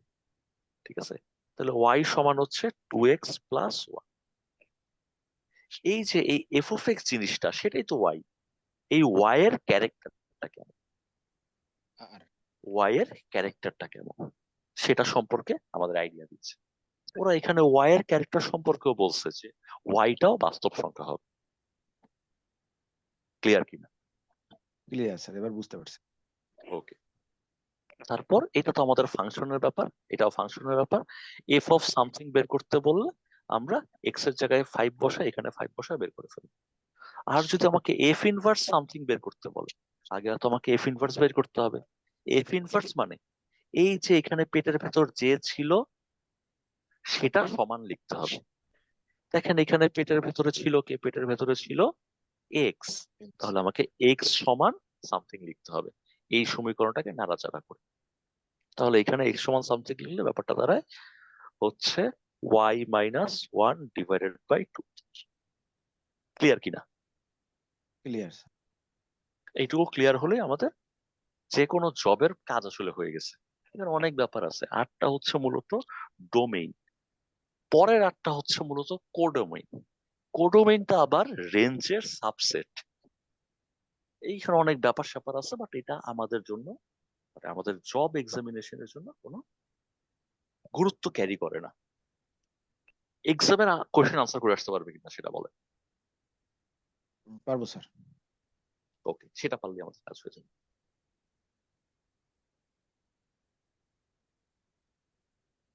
তারপরের কোশ্চেনটা দেখি, 43তম বিসিএস এর কোশ্চেন। এখানে আমাকে দুইটা সেট সম্পর্কে তথ্য দিচ্ছে। একটা সেট হচ্ছে এটা কেমন? এ হচ্ছে এন। এইবার আর বাস্তব সংখ্যা না, এবার হচ্ছে স্বাভাবিক সংখ্যা। স্বাভাবিক সংখ্যা মানে কি? স্বাভাবিক সংখ্যা মানে হচ্ছে প্লাস হবে শুধু, এবং কোনো ভগ্নাংশ হবে না, এবং শুরু হবে 1 থেকে। এটা হলো প্রথম শর্ত। আর সেকেন্ড শর্ত হচ্ছে ওরা যেটা বলে দিছে, সেকেন্ড আরেকটা শর্ত বলছে, সেটা হচ্ছে এক্স এর মানটা হবে 8 এর সমান বা 8 এর ছোট, কিন্তু 2 এর চেয়ে বড়। 8 এর সমান হবে অথবা 8 এর চেয়ে ছোট হবে, আর 2 এর চেয়ে বড় হবে। তার মানে এর ভেতর কারা থাকতেছে? এর ভেতর থাকতেছে 2 এর চেয়ে বড়। তার মানে 3 থাকবে, ভগ্নাংশ তো হবে না। 4 থাকবে, 5 থাকবে, 6 থাকবে, 7 থাকবে, 8ও থাকবে।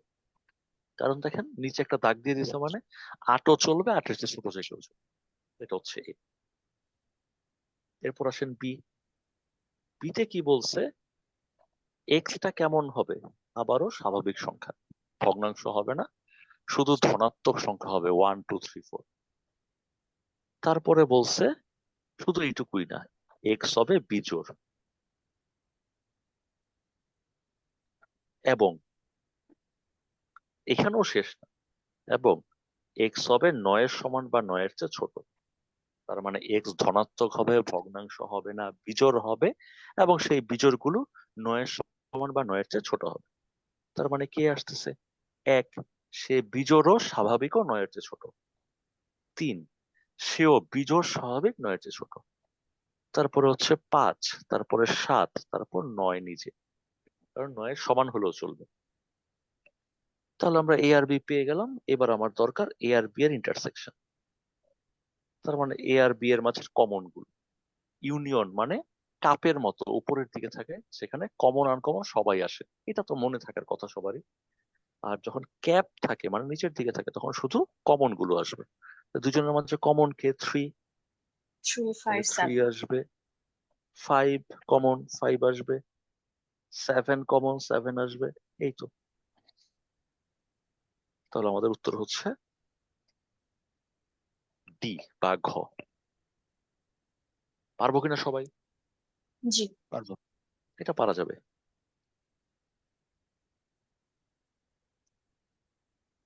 তারপরের কোশ্চেন, এটা হচ্ছে 40তম বিসিএস এর কোশ্চেন। এখানে আমরা যেটা দেখতে পাচ্ছি সেটা হচ্ছে ওরা আমাকে বলে দিছে পি, পি এর চরিত্র কেমন, পি হচ্ছে এক্স, এবং এক্স কেমন, এক্স হচ্ছে 12-র গুণনীয়ক। তাহলে আমাদের এখন দেখার বিষয় যে 12-র গুণনীয়ক কারা। আপনি জানেন 12-র গুণনীয়ক 1, 12 একে 12 হয়, মানে 1 দিয়ে 12কে ভাগ দেওয়া যায়। 12-র গুণনীয়ক 2, 2 দিয়েও 12কে ভাগ দেওয়া যায়, নিঃশেষে ভাগ দেওয়া যায় যাদেরকে দিয়ে তারা সবাই 12-র গুণনীয়ক বা 12-র উৎপাদক। তারপরে দেখেন 3 ও 12-র গুণনীয়ক বা উৎপাদক, কারণ 3 দিয়েও 12-রে ভাগ দেওয়া যায়। 4 ও 12-র গুণনীয়ক, কারণ 4 দিয়েও 12-রে ভাগ দেওয়া যায়, নিঃশেষে ভাগ দেওয়া যায়। 5 12-র গুণনীয়ক না, 5 দিয়ে ভাগ দেওয়া যায় না, 6 দিয়েও ভাগ দেওয়া যায়, 6 দুগুণা, নিঃশেষে ভাগ দেওয়া যায়, তাই 6 ও 12-র গুণনীয়ক বা উৎপাদক। 7 8 এদেরকে দেওয়া যাবে না, একবারে 12 দিয়ে 12 ভাগ দেওয়া যায়। এরাই হচ্ছে পি। তারপর কিউ সম্পর্কে কি বলছে, কিউ সম্পর্কে বলছে কিউ হচ্ছে 3-এর গুণিতক, 3-এর গুণিতক কিন্তু গুণনীয়ক না। গুণিতক মানে 3 একে 3, 3 দুগুণা 6, 3 তিরিকা 9, এরকম আগাতেই থাকবে। 3-এর গুণিতক মানে 3-এর গুণ, 3-এর 1 গুণ 2 গুণ 3 গুণ 4 গুণ সকল গুণ। কিন্তু এ আবার বলে দিছে 3-এর গুণিতক অর্থাৎ 3কে গুণ করে যাবেন, কিন্তু সেই ভ্যালুটা 12 বা তার ছোট হবে। তাহলে ইচ্ছা মতো সবাইকে নিতে পারবেন। 3-এর গুণিতক 3 নিচে, 3-এর ডাবল 6, 3-এর ট্রিপল 9, 3কে 4 গুণ করলে 12 হবে, 3কে 5 গুণ করলে 15 হয়, কিন্তু সেটা তো আসলে 12-র চেয়ে ছোট হয় না। এই পি আর কিউ পেয়ে গেলাম। এবার আমাদের দরকার পি মাইনাস কিউ বের করা। পি মাইনাস কিউ এই চিহ্ন দিয়ে আপনি পেতে পারেন, অথবা এরকম উল্টা অবলিক দিয়েও পেতে পারেন। দুইটার কথা আসলে একই। এবং এখানে আনসারটা কি হবে, আমরা সবাই ছোটবেলায় এটা পারতাম, জাস্ট রিভিশন দিয়ে। এটার মানে হচ্ছে পি আর কিউ এর মাঝখানে কমন যারা আছে তারা সব বাদ চলে যাবে। পি আর কিউ এর মাঝখানে কমন যারা আছে তারা সবাই বাদ, কমন যারা আছে তারা সবাই বাদ। প্রথমে কমন সবাইকে বাদ দিয়ে দিলাম, এরপরে পিতে যারা বাকি আছে তারাও বাদ। পিতে পি এর কেউ এখানে আসবে না, সরি কিউ এর কেউ এখানে আসবে না। কিউ এর সাথে পি এর কমন যারা তারা বাদ যাবে, আর কিউতে কমন ছাড়াও যারা আছে পুরাটাই বাদ চলে যাবে কিউ। এবার কিউ এর সাথে কমন নাই এমন যেই কয়টা পিতে পড়ে আছে তারাই রাইট আনসার। তাহলে 1 2 4, তাহলে 1 2 4 হচ্ছে সঠিক উত্তর। স্যার তাহলে বলেন। স্যার ওই যে ওইটা বুঝলাম যে ভাগ করলেন, যেটা কমন গেছে কমন কাটে, কিন্তু ওই যে কিউর যে 9টা কাটলাম এটার কারণটা কি স্যার? আহ এটার কোনো কারণ নাই, এটা নিয়ম। আমরা একদম বেসিক নিয়মে আছি, ঠিক আছে? আপনি কিভাবে ক্রিকেট ব্যাট ধরবেন এটা আসলে সাইন্টিফিক, এটারও সাইন্টিফিক কারণ হয়, কিন্তু ধরেন আপনি ক্রিকেট খেলায় আহ বল উড়ে গেলে কেন 6 দিবেন, কেন আপনি 7 দিবেন না, বা কেন আপনি 8 দিবেন না, এটার তো কোনো কারণ হয় না। এখানেও ব্যাপারটা এরকম। এখানে আমরা ওই ক্রিকেট খেলার বাউন্ডারি ফিক্স করতেছি, যে বাউন্ডারি পার হয়ে উপর দিয়ে বল চলে গেলে তখন সেটা আসলে 6 আমরা ডিফাইন করতেছি, সেটাকে 7 বা 8 আমরা ধরবো না, বা 6টা বলেই একটা ওভার হবে। এখানেও 6টা বলে ওভারের নিয়মটা আমরা এস্টাবলিশ করতেছি। নিয়মটা কি? পি এবং কিউ এর মাঝখানে যাদের কমন আছে তারা বাদ, প্রথম নিয়ম এটা। পি আর কিউ এর মাঝখানে কমন যারা তারা বাদ। তারপর সেকেন্ড নিয়ম, কিউতে অতিরিক্ত যেগুলো আছে সেগুলোও বাদ। দেখেন, পি আর কিউ এর মাঝখানে কমন গুলো বাদ দেওয়ার পরে কিউতে অতিরিক্ত 9 আছে, সেই 9ও বাদ। তাহলে পিতে কমন ছাড়া, কিউ এর সাথে কমন ছাড়া পিতে এক্সট্রা যেগুলো আছে সেটাই আমার রাইট আনসার। কিউ এর সাথে কমন ছাড়া পিতে অতিরিক্ত যেগুলো পড়ে আছে, কিউ এর সাথে কমন ছাড়া পিতে অতিরিক্ত যেটা পড়ে আছে সেগুলোই সঠিক উত্তর। ক্লিয়ার কিনা?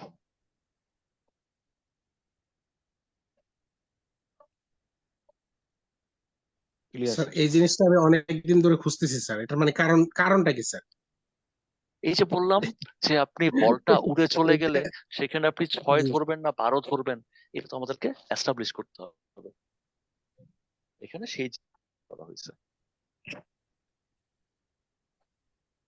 পারা যাবে কিনা? জি পারা স্যার। যাবে। ওকে, তারপর দেখি আর ম্যাথ মনে হয় নাই।